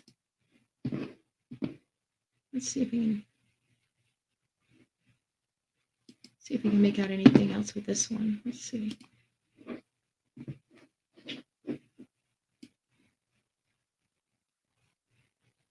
I think we're going to have to take several different filters and overlay them together to get crystal clear. But this almost looks like, from here, it almost looks like a younger person. I can't tell. I can't tell, honestly. I can't tell. I'll have to play with some of the imaging and some of the settings on here to see if we can clear that up a little bit more. Honestly, I can't tell you from where I sit. All I'm saying is that there's a female in the front seat. You can't make out her facial features. Could it be his ex-girlfriend? It very well could be. Could it be a gang member? It very well could be. Could it be a litany of other options or possibilities? Absolutely could be. It absolutely could be. I'm still not getting off Analisa. I'm sorry. I'm not there yet. I really am not. Maybe I will be. Maybe I will be soon. Maybe I will be by this afternoon. Maybe I'll get some information that'll satisfy me enough that I can say, no, she has nothing to do with it. Before I go any further, I know there's probably a lot of people chomping at the bit. They want to speak about this case. Give me just a second. Let me pull. So I'm going to open up the phone lines for anybody that wants to call in and maybe express. Maybe I'm not looking at something. Maybe you would like to remind me of something. Maybe you agree with me 100%. Maybe you disagree with me 100%. I don't know where you are on this. We're not going to have a consensus until you call in and let me know your thoughts. So I'm going to go ahead and pull. Give me just a second. I got to delete this.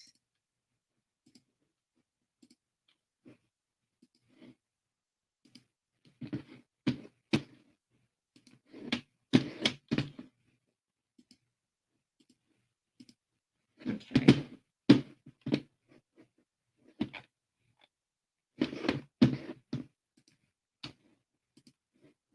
If you guys would like to call in, we're going to be continuing to discuss this. I'm going to pull some stuff up. But I'd like to know your thoughts. You know, what is the consensus of our platform here? Do you guys think Analisa could be part of this? Have you taken her off the list? Good morning, Obsessed. It's nice seeing you. OG, it's nice seeing you as well. I'd say around 50. BHB, do you think this crime was very personal? If so, why? Hopeful, I do believe this was personal. I think it was personal because there was no forced entry in their home. And I believe the neighbor heard screaming coming from the home. And so that tells me that they were most likely kidnapped. At least my brain tells me that they were most likely kidnapped from the home and killed elsewhere after they left the home and then dumped where the car ultimately wound up. What makes me feel like this was personal was because they killed a pregnant female that was literally about to have her baby within just a few hours of her death.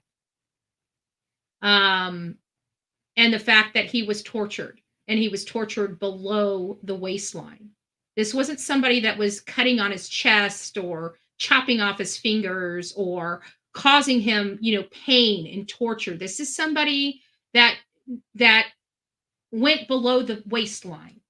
That's personal to me. And depending what they did down below the waistline is really going to change what I feel happened. But that information is not being told to the public. So I'm left with a lot of conjecture. And my conjecture to versus Analisa versus Cartel. Well, good morning, love. How are you? Good morning. How are you? Good. I don't mind my head cold that I have here. That's okay. I'm going with you on some things and not on others. Yeah, because you and I have been back and forth. I know about this case, and you and I, we talk to each other. We've been talking to each other just about daily, and you and I are not seeing eye to eye. So I thought it was really good. Why don't you express to the audience your thoughts, because they may actually like your side more than my side. I'm just going for me. Right. I don't know about that, but I just want to just like rumors versus some of the facts. I mean, if we know they're really facts, but when the car was first reported to the sister-in-law through Facebook, and the family went down there. I believe the police and the family got there pretty much around the same time. But when the family got there, they didn't think it was the car because they didn't know that it went from paper plates to they got the regular license plate on. Mm-hmm. So I guess they must have been afraid to approach it. So the police are the ones that actually they broke the window to get in. So it made it sound like the family members opened the car door, and that's not really what happened. And how do you know that? Because I thought it was the cousin that said that they were there and that they looked inside the car. They were there, but the car doors were locked. They had to break okay, gotcha. break the window to open the door. And I think once the cops got there and seen, opened the door and seen what was going on, I don't think they were going to be allowed to be next to that car. Oh no, they moved you right away, because even with so they might have got a quick they might have got a quick glance, but that would have been probably most of what they got. And another thing was there was a search and rescue group that was involved, and I was watching her on last time, I don't know who she was on, and they asked her questions, and they asked her about being tied up, and she said that wasn't true. And it makes sense, because why would the police chief think that it could possibly be murder suicide? I mean a murder if they were tied up. He would there was no right way. If they see two people tied up, there's no way that it could be a suicide, murder suicide. Mm-hmm. That's one thing there. And the part with the pants, she was asked about that too, and I had mentioned this to you. I said these guys wear their pants, down below their butt. Yeah. If there was any kind of struggle, they had to move them very easily. His pants could have went down. So they had asked her about that, if she knew about that, and they said the pants were down, but they went off. So it wasn't like his pants were all the way off when he was naked. His pants were just like pulled down, So I don't think none of that stuff happened. I mean, not that it could have, but I don't know if it did. And then I'm just I know that the screams kind of got me a little iffy about what happened at the house, but was that ever proven by anybody? Yeah, proved it's that in there the was really report. It's in an screams? official report that the It neighbor. isn't. Yeah, I think that's what you told me. Now I know that they fought a lot, and whether it was something to do with them, I don't know. But I just find it because somebody had this. This was like, to me, this was planned. This was a setup, and to go to that house knowing that he had weapons in there and try to do something would have been a little bit, risky in my opinion. Yeah. So, and then with him, like I said, he was posting stuff that he was getting stuff, a large amount. And so I find the timing with that, a bit off. And if you listen to what that guy, the Annalise's boyfriend was saying on that video, he was talking about him being a snitch. And so if that's true, it possibly could be that's what it's about. It could be someone set him up, and it was somebody he trusted. And once they got him, that's what they did. So I don't know. There's a lot of. I mean, I'm not 100% that I don't think it's the girl and the guy. I don't think they would go on social media and put that out there if they really did do it. I mean, that's just my opinion. Well, I they're young kids, and young kids. Yeah, I know they do. They talk that way. I mean, we've seen people put this stuff up on social media. Yeah, true. That's what's making it so difficult. I don't want to blame. I really do pray to God Analisa and her family has nothing to do with this. And this is truly despicable people, because you never want to think that young kids are capable of this stuff, Right. And it seems like I mean, it's possible if it's true that he was snitching. He could have been, obviously he could have been working with the police and stuff, and that's not always a good thing to do. Yeah, but what I find out in most of these snitching situations, it's where somebody manifested the thought that somebody was snitching and went and killed them, and they weren't even working with law enforcement. I can't tell you how many times we've heard this. Even on the first 48 hours, I know that there's at least 4 different videos of situations where somebody lost their life because they were deemed a snitch and weren't even working with law enforcement. They were not snitching. Right. And like the police chief said, he believes they were killed elsewhere. Yeah, I do. I mean, that's what I believe too. I think they were killed in the car, though. I think that they were killed in the car, and I think that I'm thinking that. That's what I'm saying. I think it kind of seems like to me like they were lured out of their home for whatever reasons. Maybe it's going to be something quick, and that's why they left in a hurry. And somebody, if it was that was the case, then somebody had to get in the back seat for them to get them from their house into the car. They would have had to have 2 people at gunpoint. Yeah, you know what I mean? Yeah, but I do believe that they were killed in the car, and that's why I believe there was somebody in the back seat, because the only way that they would have gotten, and I think you and I talked about this yesterday, the only way they would have gotten those gunshot wounds in the location that they had them is if somebody was in the passenger seat behind the driver. Right, because they were both hit on the right side. Yeah. Yeah, that's what I'm thinking too. And then if you notice, when that car pulls in to meet that truck, you notice how he flashes? He's got all the lights up, but he just does that little blink of No, that's what indicated that it was a girl for me. What it was is it wasn't a flashing. The person put their blinker on when they turned in. Yeah, that's when they turn. What I'm thinking is maybe that truck that somebody sent them there to go help out, and they didn't know who that car. So that was a way of saying. No, it didn't look like they were flashing the lights to get the attention of the person in the truck. It looked like when they turned, they just naturally put their blinker on. Yeah, but they were turning just a little bend into a parking lot.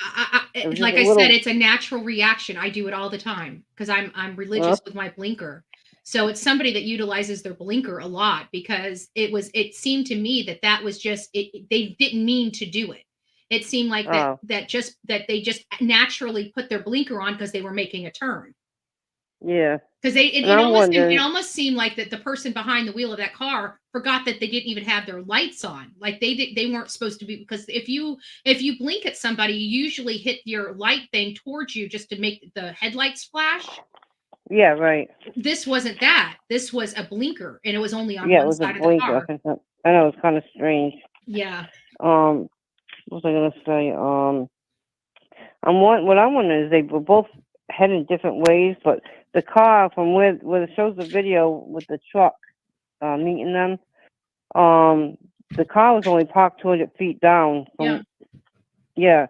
So I'm wondering, did that truck go back around and pick them up? Or I'm sure they would have to get out somewhere. There's a truck there. That's their getaway driver. Yeah. We didn't see 3 or 4 vehicles. We seen one. That was the getaway driver. And we don't know if the person that killed them was in that car. The person that killed them could have been in that truck by then. Because they went to another location. So they would have just had the person that could have been who threw the towel to the big guy, for all we know. Yeah. And if you look at it, it almost seems like the guy that threw the towel was in the back of the truck and down very low, because he didn't hand it up to him high. It was handed like way down low. Yeah, it seemed like he was on the floor. It seemed like he was down on the floor, But I think that probably was only one person in the car because when they drove up, because you couldn't see anybody moving. There's a way that there was a light that did go through when they had the door open. You could see kind of back to the back seat, and I didn't see anybody in the back seat. No. And if he was he was laying across because he was tall, and that's the reason I believe the car seat went in the front. I don't think it was a message. I think it was there was no room, and they just moved it out to get him in the back. Because I believe they were killed in. You think they were killed in the car too, right? Yeah. Yeah. So and this is why, because we have to still consider the scream from the neighbor, and we have to consider the statement from the father. And he kicked in the door. Everything looked normal. And the only thing that was out of place inside that home was the fact that the candle was still lit. Right. So nothing had took place there. It didn't appear that there was any type of struggle inside that home. So, and there was a scream. So I think somebody came in that home and took them by gunpoint out of the home. Yeah.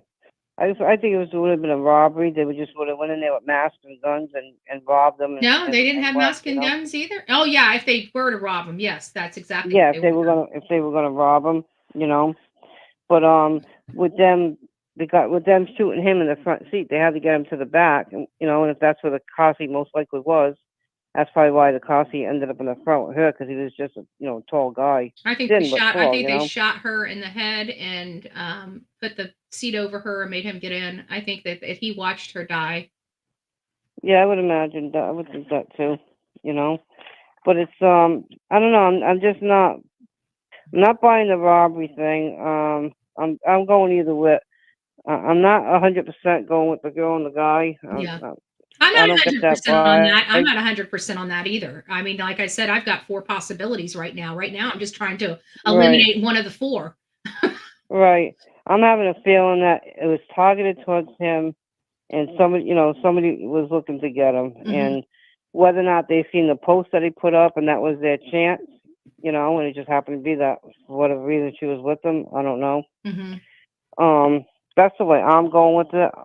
Obviously I could be wrong, but yeah, that's the way I'm thinking about it. Yeah, it's hard because these kids are so young, and it comes back to the Idaho 4. Like, one of the reasons why I didn't want to accuse any of the kids of the Idaho 4 is just strictly because of their age. I just didn't want to believe that they would be capable of this. I know there are people their age that are capable of even worse stuff, but I still try to, I understand that kids go from this age of, being good kids to being punks to, getting in a little bit of trouble, getting their scruples together, becoming normal, upstanding citizens of society. You know, we all kind of go through our own little path to get to where we are at.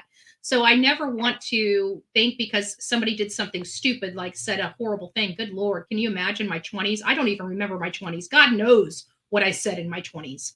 I remember mine. I had all my kids in my 20s, so. Yeah, but I can't remember. I was a drunk and you know, partying, and I like my 20s are a blur. I could have said some really horrible stuff for all I know, you know? Yeah. But I'm sure I was a knucklehead too, and so I don't want to kill, you know, like blame them for something. But I'm sorry, there's a lot going on here. Could it be cartel or mafia or gang related? Absolutely. Could it have something to do with that court hearing? Absolutely. Could it have something to do with them snitching? I'd like to see it. What were they snitching on? It seemed like he was the dealer. He was the big guy. Who would he snitch on?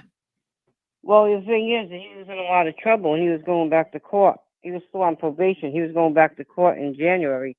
Yeah, So but it keep was for himself. domestic battery. It's a misdemeanor. It's not Yeah. it's not a huge deal. It just, I mean, No. it's bad that he hit a woman. I mean, I'm not trying to downplay the actual charge. I'm downplaying the fact that it was a misdemeanor, hardly something that he could snitch on. You know, who's he going to snitch on, himself? I mean, it's not a Yeah, drug I'm only charge. going. I'm only going with the snitch pop because that's what that guy was saying. Mhm. They, calling him that, and I kind of believed the way he was saying it, you know. But another thing is too is I don't believe it, but you believe that the police right there on the scene would go and tell the family that oh yeah, they're tied up and his pants are down and that he was brutally assaulted. No, I don't think they I don't said that believe at that. all. I think that the cousin that we heard, you know, I think her assessment was probably the most that it seemed like she said that right after it happened. They hadn't even pulled out the bodies from the car yet. And she said that they basically rushed them away. They didn't really see a whole lot, and law enforcement's not No, telling them a whole lot. That's what we got coming right. from the family. I mean, law enforcement was not gonna come out and say that. They're gonna keep that to themselves, you know. They were dealing with the police chief, and trust me, police chiefs, they don't they don't like saying anything. They don't want to say a No. damn thing. So trust me, if they're dealing with the police chief, which I had recordings of the conversation that they had with the police chief, they're on Yeah, the I seen scene. that. Yeah. So I don't think he said that. That's not anything we heard him say. No, and if you seen the same thing I seen then, and then he said that's what I'm going to tell the public, just what I told you, and it seems that's when the family started getting emotional and reacting like, oh wow, they're really dead. Mhm. So I don't think looking in that car they even realized that they knew something was wrong. Yeah, But I and I think think until there are torture. I think that they heard torture. I do believe that law enforcement told them the condition of the body, but I think just like us, the torture aspect means something different to each of us. yeah, true. Hmm. I just don't think they would come out, and say all that. But it's I mean like the court thing that's still that's like that I'm not saying that it's not that. I'm saying that's a good possibility too. Hmm. But to me, I feel like he was the target. I mean, they did take his phone. I mean, obviously she didn't have hers, so they probably would have took hers too. But Yeah. they're doing all this the cell records now, and they're going through all that. And there's other cameras around. Oh, They're gonna there's track, definitely other cameras. I truly and feel, they're tracking them cameras. yeah, I truly feel that that's going to be the digital evidence is going to be what breaks this case. It already has broken this case. We've already seen And not once did suspects. not once did the police come out and say the public's not at any danger, which Yeah. is another kind of odd thing for something so horrific like that. Did they So, say that the public's not in any danger? Because I haven't heard any law enforcement make that. nope, they never said that. Yeah. Nope, So this never. is not one where they think it's just. I mean, they may think it's an isolated incident, but they didn't state that it's an isolated incident. Nor has any media asked him, "Is this an isolated incident?" I haven't heard any No, they media didn't. ask them that. I know the brother was on. He said they have a feeling who it, suspects, who who it probably is, but that obviously they're not saying. Hmm. But I'm pretty sure they have an idea who it is already. I do too. And I have a funny feeling that they because those the license plate were visible in those videos, even though we couldn't read them. But I truly right, believe with technology this day and age, they're going to clear that right up. They're going to have the license plate if they don't already have it now. right. And that truck is so obvious. They're going to look at all the other cameras and they're Hmm. going to track, the movements from from where they went. Yeah. You know, like getting them going in and out. I heard that there was cameras, not inside, but well, what was that? Would have been. You think that was a door camera? Yeah, that's the one that got him. It's either one of the apartment complexes cameras. I mean, let me look at it real quick. Hold on, let me see this camera. That's what I'm thinking, because I heard there was no cameras in there, but there was cameras coming It in and looks out. like it's got to be a Ring doorbell camera because of the level of it. It's not looking from down. It's looking almost directly at them. So it would be eye level. So I would say it's got to be a Ring doorbell camera. I mean, I don't know, but just from my opinion. And then I would imagine that the police are going to that where they were and talking to neighbors, because I guarantee you they're familiar with that area, so they're familiar because they've either been there, know somebody that lives there, or lived there before. Well, I heard that the ex-girlfriend's also pregnant, so maybe she visited there, because it sounds like this apartment is associated with a medical facility of some medical sort. thing, yeah. But I mean, if you go from the front, if you looked it on Google, I'm not going to do that right now. Yeah. You look at and you go to the front. They went way, way, way, way back. Yeah. All the way to the back. Yeah, but it's somebody that's been here before, and I'm thinking it's somebody that's had kids, that have been here or has had a medical procedure and has been here. Mm-hmm. You know, so it seems like it's very familiar place to them. They felt comfortable. Yeah. You know, doing what they did. But I think whatever happened, I think they think it was a setup. That's what I'm thinking. Mm-hmm. I think, like the brother said, he had a lot of people that, didn't like him. For whatever reason, he could have ripped somebody off, who knows? He could have owed somebody money. I don't see him. They seem to have a lot of money and a lot of drugs. I don't see them ripping. They don't seem like the type of people that would rip people off. They seem like the kind of people that would flaunt their money as opposed to ripping people off. Yep. But it's a baffling case. But I mean, whatever happened. Mm-hmm. I think they were dead within an hour or two. That was quick. Yeah. It wasn't. They weren't hanging around with them, driving around for long. Whatever they did is they were done very quickly. Mm-hmm. Yeah. I agree. That's what I'm thinking. But we'll have to see what else comes up. Yeah. I get it. Yeah, it's a tricky one because the scream, you have to take the scream into consideration, and nothing was touched in the house. You got to take that into consideration, Mm-hmm. So I mean, with him and their relationship, the scream could have been, him doing something to her, Yeah, and nothing else, Yeah, but I think it sounded like after that one incident of violence, it doesn't sound like they were a very violent couple or got into a fight. It just sounded like whatever happened that day, from what I'm hearing, everybody was learned a valuable lesson. But that's what the family's saying. So we don't know how true that is. We don't know. I mean, well, I know her family said that she had black eyes and beatings, bruises when she was pregnant. Mm-hmm. So he had to hit her during her pregnancy, and so that's what her mother said, mm-hmm. that she had come over and she had bruises on, black eye, during her pregnancy. So he was hitting her during the pregnancy. So I don't know. I mean, his parents say obviously a different story than that. Yeah, well, his mother wasn't only seen him a couple of times a year. Is what they said. His stepmom. His stepmom. That's who I call parents. His dad and his stepmom. The ones that are his dad and stepmom. Yeah. Because his mom's got what do you call it out there? GoFundMe, mm-hmm. and the father's putting out there. We're the ones taking care of everything. So mm-hmm. GoFundMe should go. So so the mother wasn't too much involved. But I mean, out of all of them that I've seen, the father and the stepmother look the most normal. You know what I mean? Rebecca makes a good valid point. She says, I didn't notice the interior light come on when the door was open. Usually that's automatic, but you can turn it off because I've got it. Mine, I accidentally hit the button every now and again, and then I get in the car at night and it's dark. But it sounds like that was turned off on purpose, That's what it sounds like. Yeah, that's a good observation, Rebecca. All right. Well, Karen, any other final thoughts? No, that's about it. I had it all jotted down, but I wrote it over so many times, it's all over the place. Yeah, I know. So That's the way that's my what's in my head. notebooks are as I well. start writing notes like, oh no, I missed this. Let me put it all in order and blah blah blah. And, I never put it in but order. I just read them in the way I write them. I think it's gonna be somebody that it's gonna be somebody that they know. Oh, of course. You know, I absolutely believe they definitely someone they knew know. who did this. That's why we're looking so closely at the people surrounding them and in their inner circle, because I have a funny feeling this is going to be one of those times where it's going to be the person that they least expect.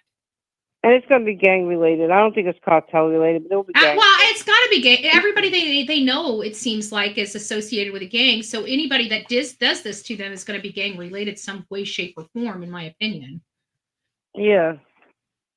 That's what, I don't know. So Yeah. I'm thinking we'll have to wait and see what happens. But you know what? You know what? It does make me feel good, though. I mean, this is kind of like a silver lining, is that you got these people that, obviously had some horrible stuff. And normally we deal with gang related items all the time and things, and they're usually glossed over. And I'm glad that the world just stopped for a moment and took this case seriously, because no matter what your walk is or what your life is, nobody deserves this. And it's really it makes my heart feel a little better that the world stopped for a moment and looked, and it's getting her name out there.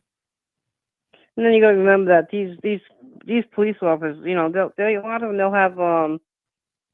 they'll have like a rapport with the gang members, you know what I mean, on the streets, you know what I mean. So they'll be talking to them, and they'll be pulling people in, with charges and that, and trying to get them to talk and offering deals up, little time stuff, But so I have a funny feeling they know what it is. They're just trying to get everything together, Yeah. Dot their I's and cross their T's and get all that the forensics and what do you call it, the cell phone data. Mm-hmm. That's going to be a big thing too. And the vehicle data, that's a newer Kia Optima, so it probably has a black box, it probably has OnStar. They probably know exactly where it went, how fast it was going, where it specifically went to. I really do believe now that they have the car, they're going to have a wealth of information or wealth of knowledge at their disposal. They just need to get the information in the reports. And that pickup truck is like, whoever knows that guy in that pickup truck, I mean, they know who they know. I can tell you right now, here in Florida, I can name probably about 18 men that drive an exact same truck and have the exact same body type as the man walking out of that truck. I mean, it really is a dime a dozen. Yeah, it stands out. So somebody's seen that and like, oh, that's my brother, that's my uncle, that's whoever.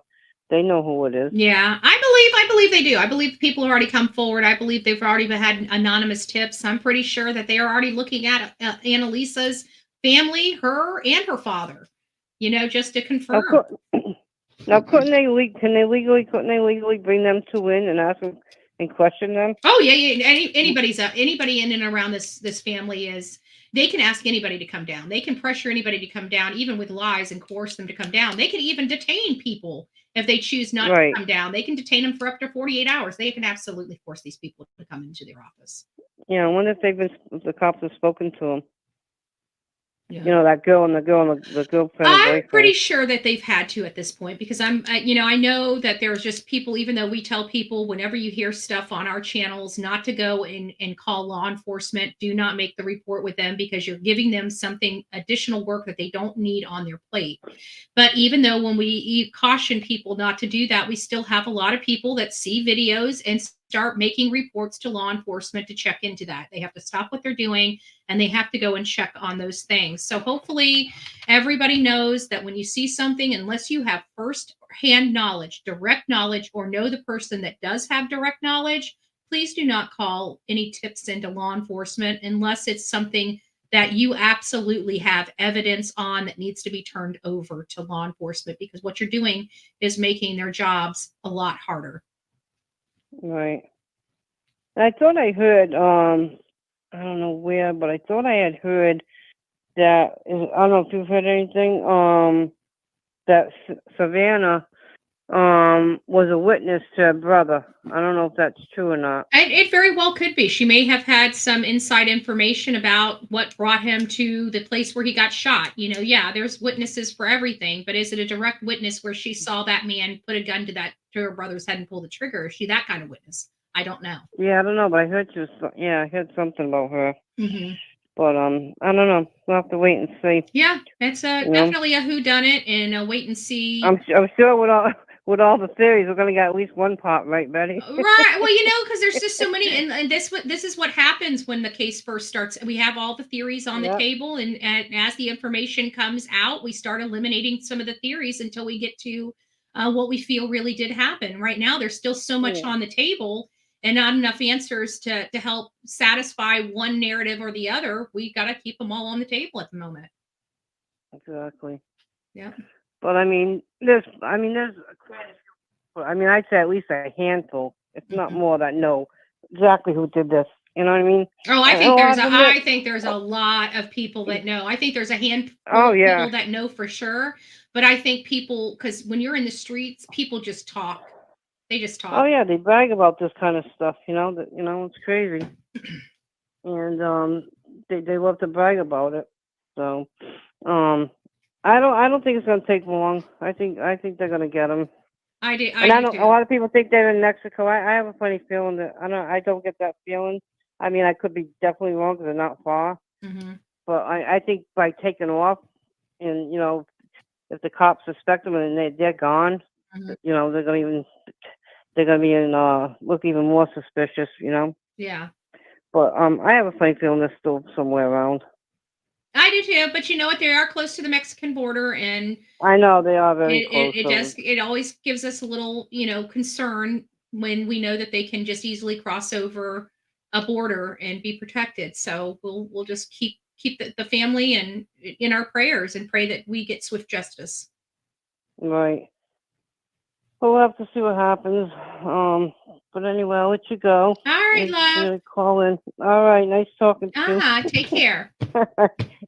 Bye-bye. Okay, there we go. So lots of great perspectives. I always love talking to the real Me Too.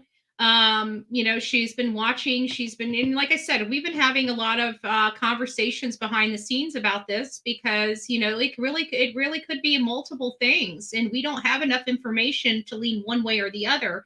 And, but for me, I absolutely believe that Analisa needs to, if she hasn't already.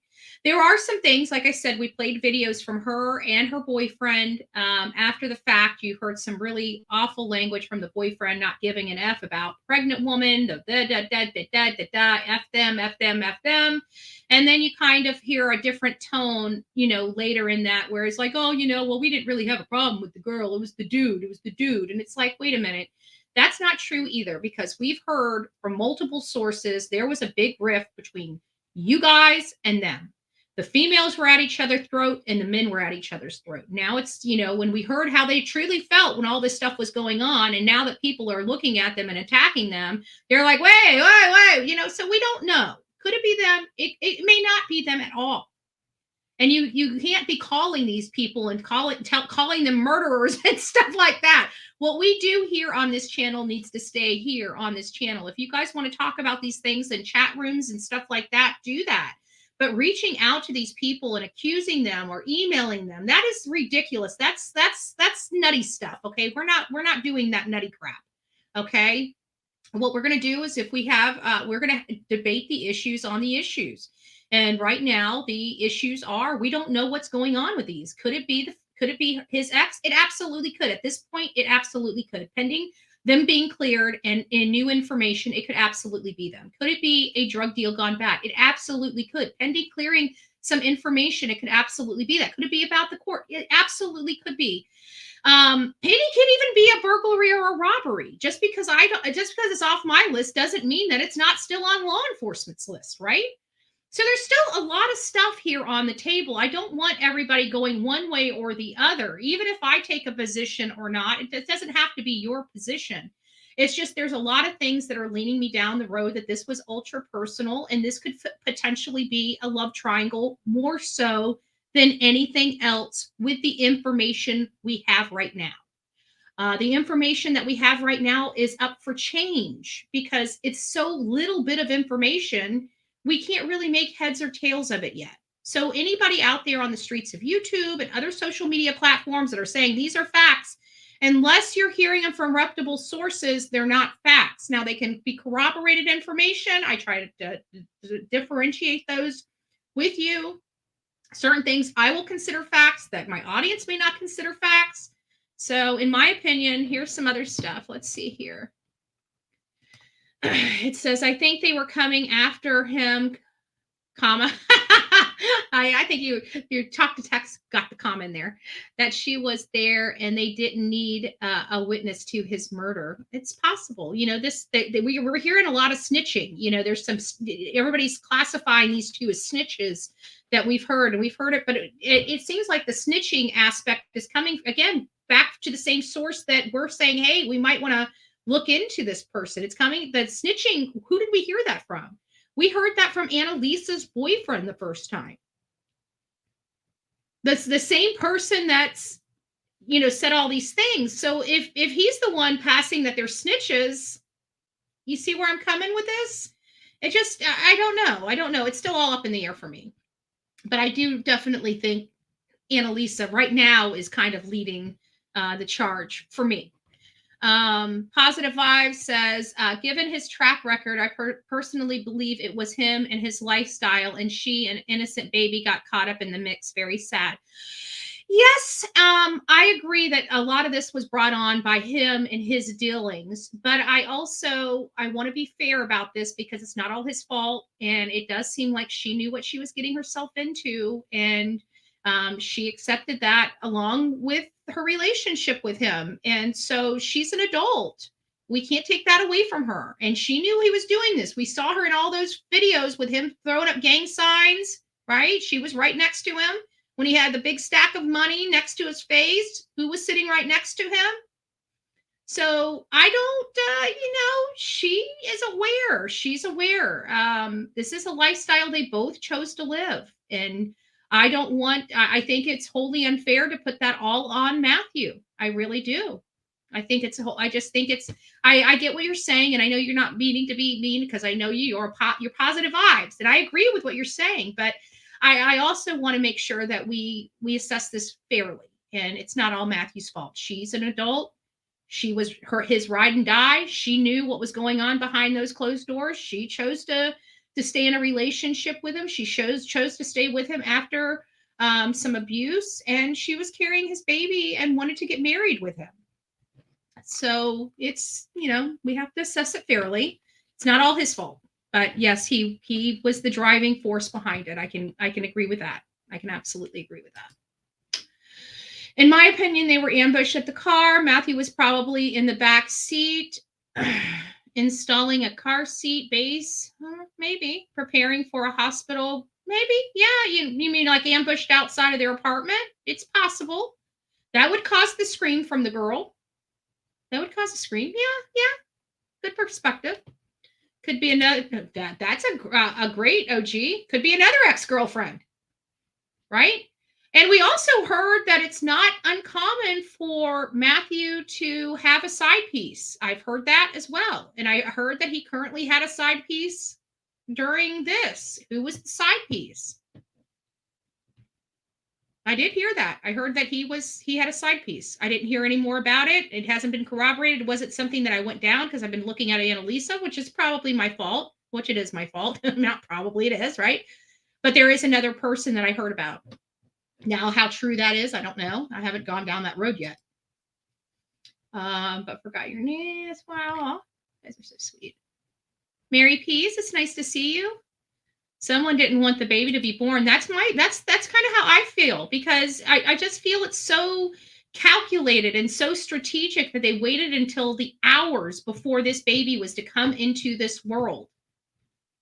It just seems like that. I don't know. Every time I keep going to this, it seems so much more personal than a gang hit. It really does. I think that's probably why I keep going over to this love triangle. It's just like, I don't know what it is about it, but it just seems like it's just gravitating me over to that side. So I kind of understand why people are gravitating to that, because it's really the only thing that we can, that makes sense in people's brains that are like mine. It's the only thing that seems to make sense for us.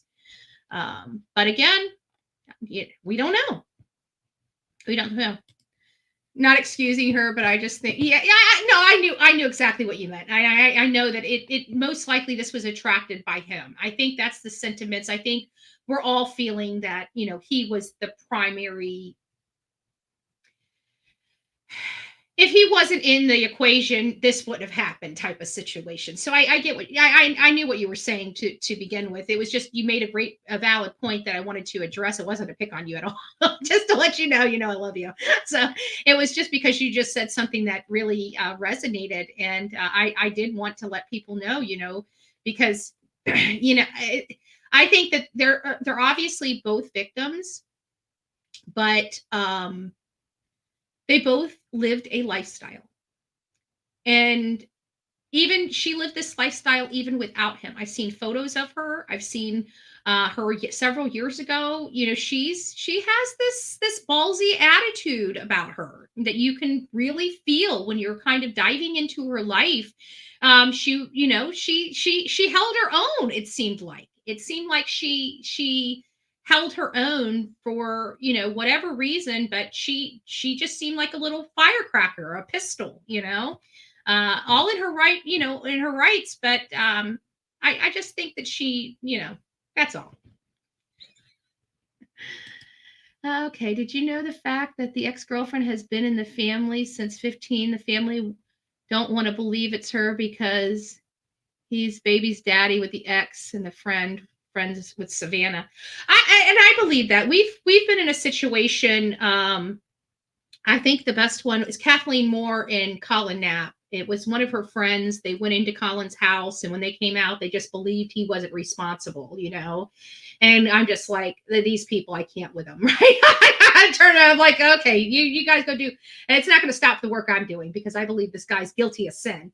And but you're blinded. You're blinded by the friendships. You're blinded by the knowing, but it was hard. Like, they were ready to clear Colin Knapp. And guess who's in jail right now for the murder of Kathleen Moore? Colin Knapp. So, T's apple bottom jeans. In T's apple bottom jeans. Oh, that's cute. Good morning. Good morning. She did know what he was doing. I can't imagine living that lifestyle, having to prepare for that moment for any. Yeah, I get it. And it's the street life. It sucks. God bless the baby. Savannah knew the lifestyle. Yeah, she did. She did. Oh, Mama Bear of 10. It's nice to see you, love bug. I hope you're doing really well. I miss you. I almost want to give you a virtual hug. I think they were after M and S, and S happened to be there. Oh, yeah. And had to take her. Yeah. It's possible. But see, it comes back to them. Everybody had to have known she was ready. I mean, they knew that. I can't imagine her not gloating about her being ready to have this baby and how she's scheduled for her induction. And, I can't wait for my induction to come here. It's going to be here the 23rd. I can't imagine her because, when you get that pregnant, it hurts. From my understanding, I don't know personally. Okay. But I hear that the pressure, when you start getting when you're full term and over full term, I hear the pressure. It's uncomfortable for a woman. So I'm sure she was ready to have her baby and meet her son, her firstborn son. What else do we have? Abusive relationship are controlling. Yes, that is absolutely correct. I've seen a documentary that Mexican mafia and most gangs have no children harmed rule. Yeah, I've always known that to be the there are some people that just don't care. Okay, period. I've watched documentaries on different types of hitmen. You can, there are just some people that just don't care. There's some cartels that just don't care. But typically the rule, and that's the rule across all of most of the gangs, is the women and children are off limits because they have nothing to do with the dealings. It's just an unwritten rule that you have. Doesn't mean everybody follows it. I mean, you're dealing with a bunch of criminals, right? What's the number one thing about a criminal is they're not going to follow the rules. So yeah, I do believe that there is something here. I don't know which way to go with this. I promise you, I'm looking at literally everything. As soon as this starts taking shape, and we can start leaning one way or another, we can. But this right now, it can be anything. The only thing I don't think it is, again, going back to, I don't think it was a drug deal gone bad, and I don't think it was a robbery. I feel like this has such a much more personal tone to it. It really does for me. But that's, in lack of information. We have no information to go off of. We have what we're hearing in the news, what we're hearing from people talking. And somebody said, let me get over here because I started some stuff just to come back. Thank you, Shannon. God bless you for that, as well as the $5 membership, or the 5 memberships. The coffee from Van Lady. Thank you. God bless you. And then we've got Chat, Miss Chat. Thank you. God bless you. Happy New Year's to you. But here comes the questions that I had. What about the second video of the Kia and the truck? I've got that second video up. Let me go back to it. Oh, here it is. But the problem is that it's not a second video. It's not a second video. What they did is, it looks like all they did was flip it. It looks like they flipped it in their, let me pull this up here. There's a way to flip images in our editing software. And this looks like the same exact video, from the towel to wiping the door off to everything. Everything is the exact same in that video, except it's the image is reversed. To me, it's not a new video. We only have one video of this and one video only. And we've got 2 different angles of that video, one in the way it was recorded and one where they flipped the image. So I just wanted to make sure I clarified that, unless I'm thinking, because this is the one I'm talking about right here. Oops, I did have, well, you just saw it. I just had it up. That one right there is the one that they're classifying as the second video of the truck and the car. And I reviewed it and previewed it over and over, and it's the exact same footage. The exact same footage. Cynthia, good morning, love. Have y'all heard? That's why I pulled that up. I'm going to get to that in just a second. Catching up. Reddit isn't a reputable source. I never use Reddit for reputable sources. I use Reddit for talking points. Like, they have a lot of emotional responses on there, and a lot of people that throw some information on there to be confidential. So you got to once you get the information, you got to research it. You just don't take stuff off there and pass it around as true. You got to corroborate that information as well. So I am very well, like, that's one of the reasons why I don't like 4chan, is because 4chan is worse than Reddit. But with Reddit, it has a lot of great talking points, things that people feel are important, or something that's a perspective for them. And that's really why I like Reddit a lot, because they have real people asking real questions, and real people that are having an emotional response to those questions versus answering those questions analytically.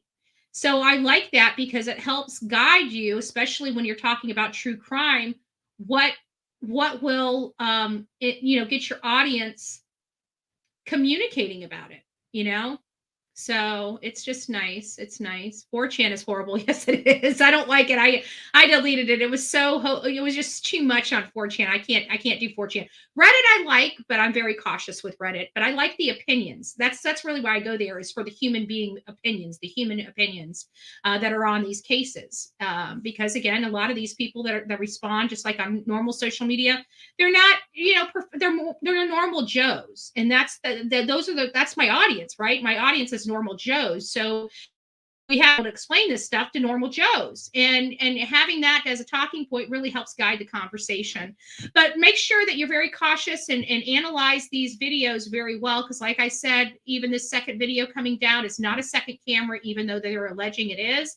This is actually the image flipped. I've watched it. I've watched it over and over and over again, and the one that I'm looking at is just a flipped image. It's the same exact video. So just be careful with that. Guys, go make it a great day. God bless each and every one of you. Don't forget to be fearless. If you see something, say something. An ounce of prevention is worth a pound of cure. And please be safe and kind to one another, especially in the chat box below. You never know what kind of day somebody is having. And here on the Bullhorn Betty channel, we say no, and I mean no, to online bullying and harassment. So if you guys could please be kind to one another, that would be awesome. We need to be empowering people and inspiring people, not tearing people down and hurting people. So I hope you guys learned something today. If you have any questions, please don't forget to call me or reach out. I should say reach out to me by email, bullhornbetty@gmail.com. God bless and take care.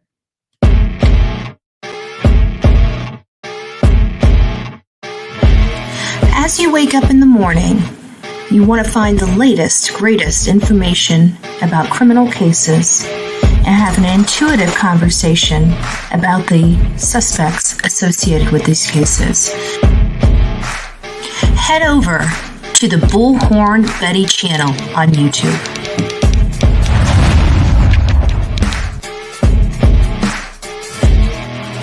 Get breaking news right here on the Bullhorn Betty channel. Welcome to the Bullhorn Betty Coffee Club. Enjoy your stay and enjoy your day.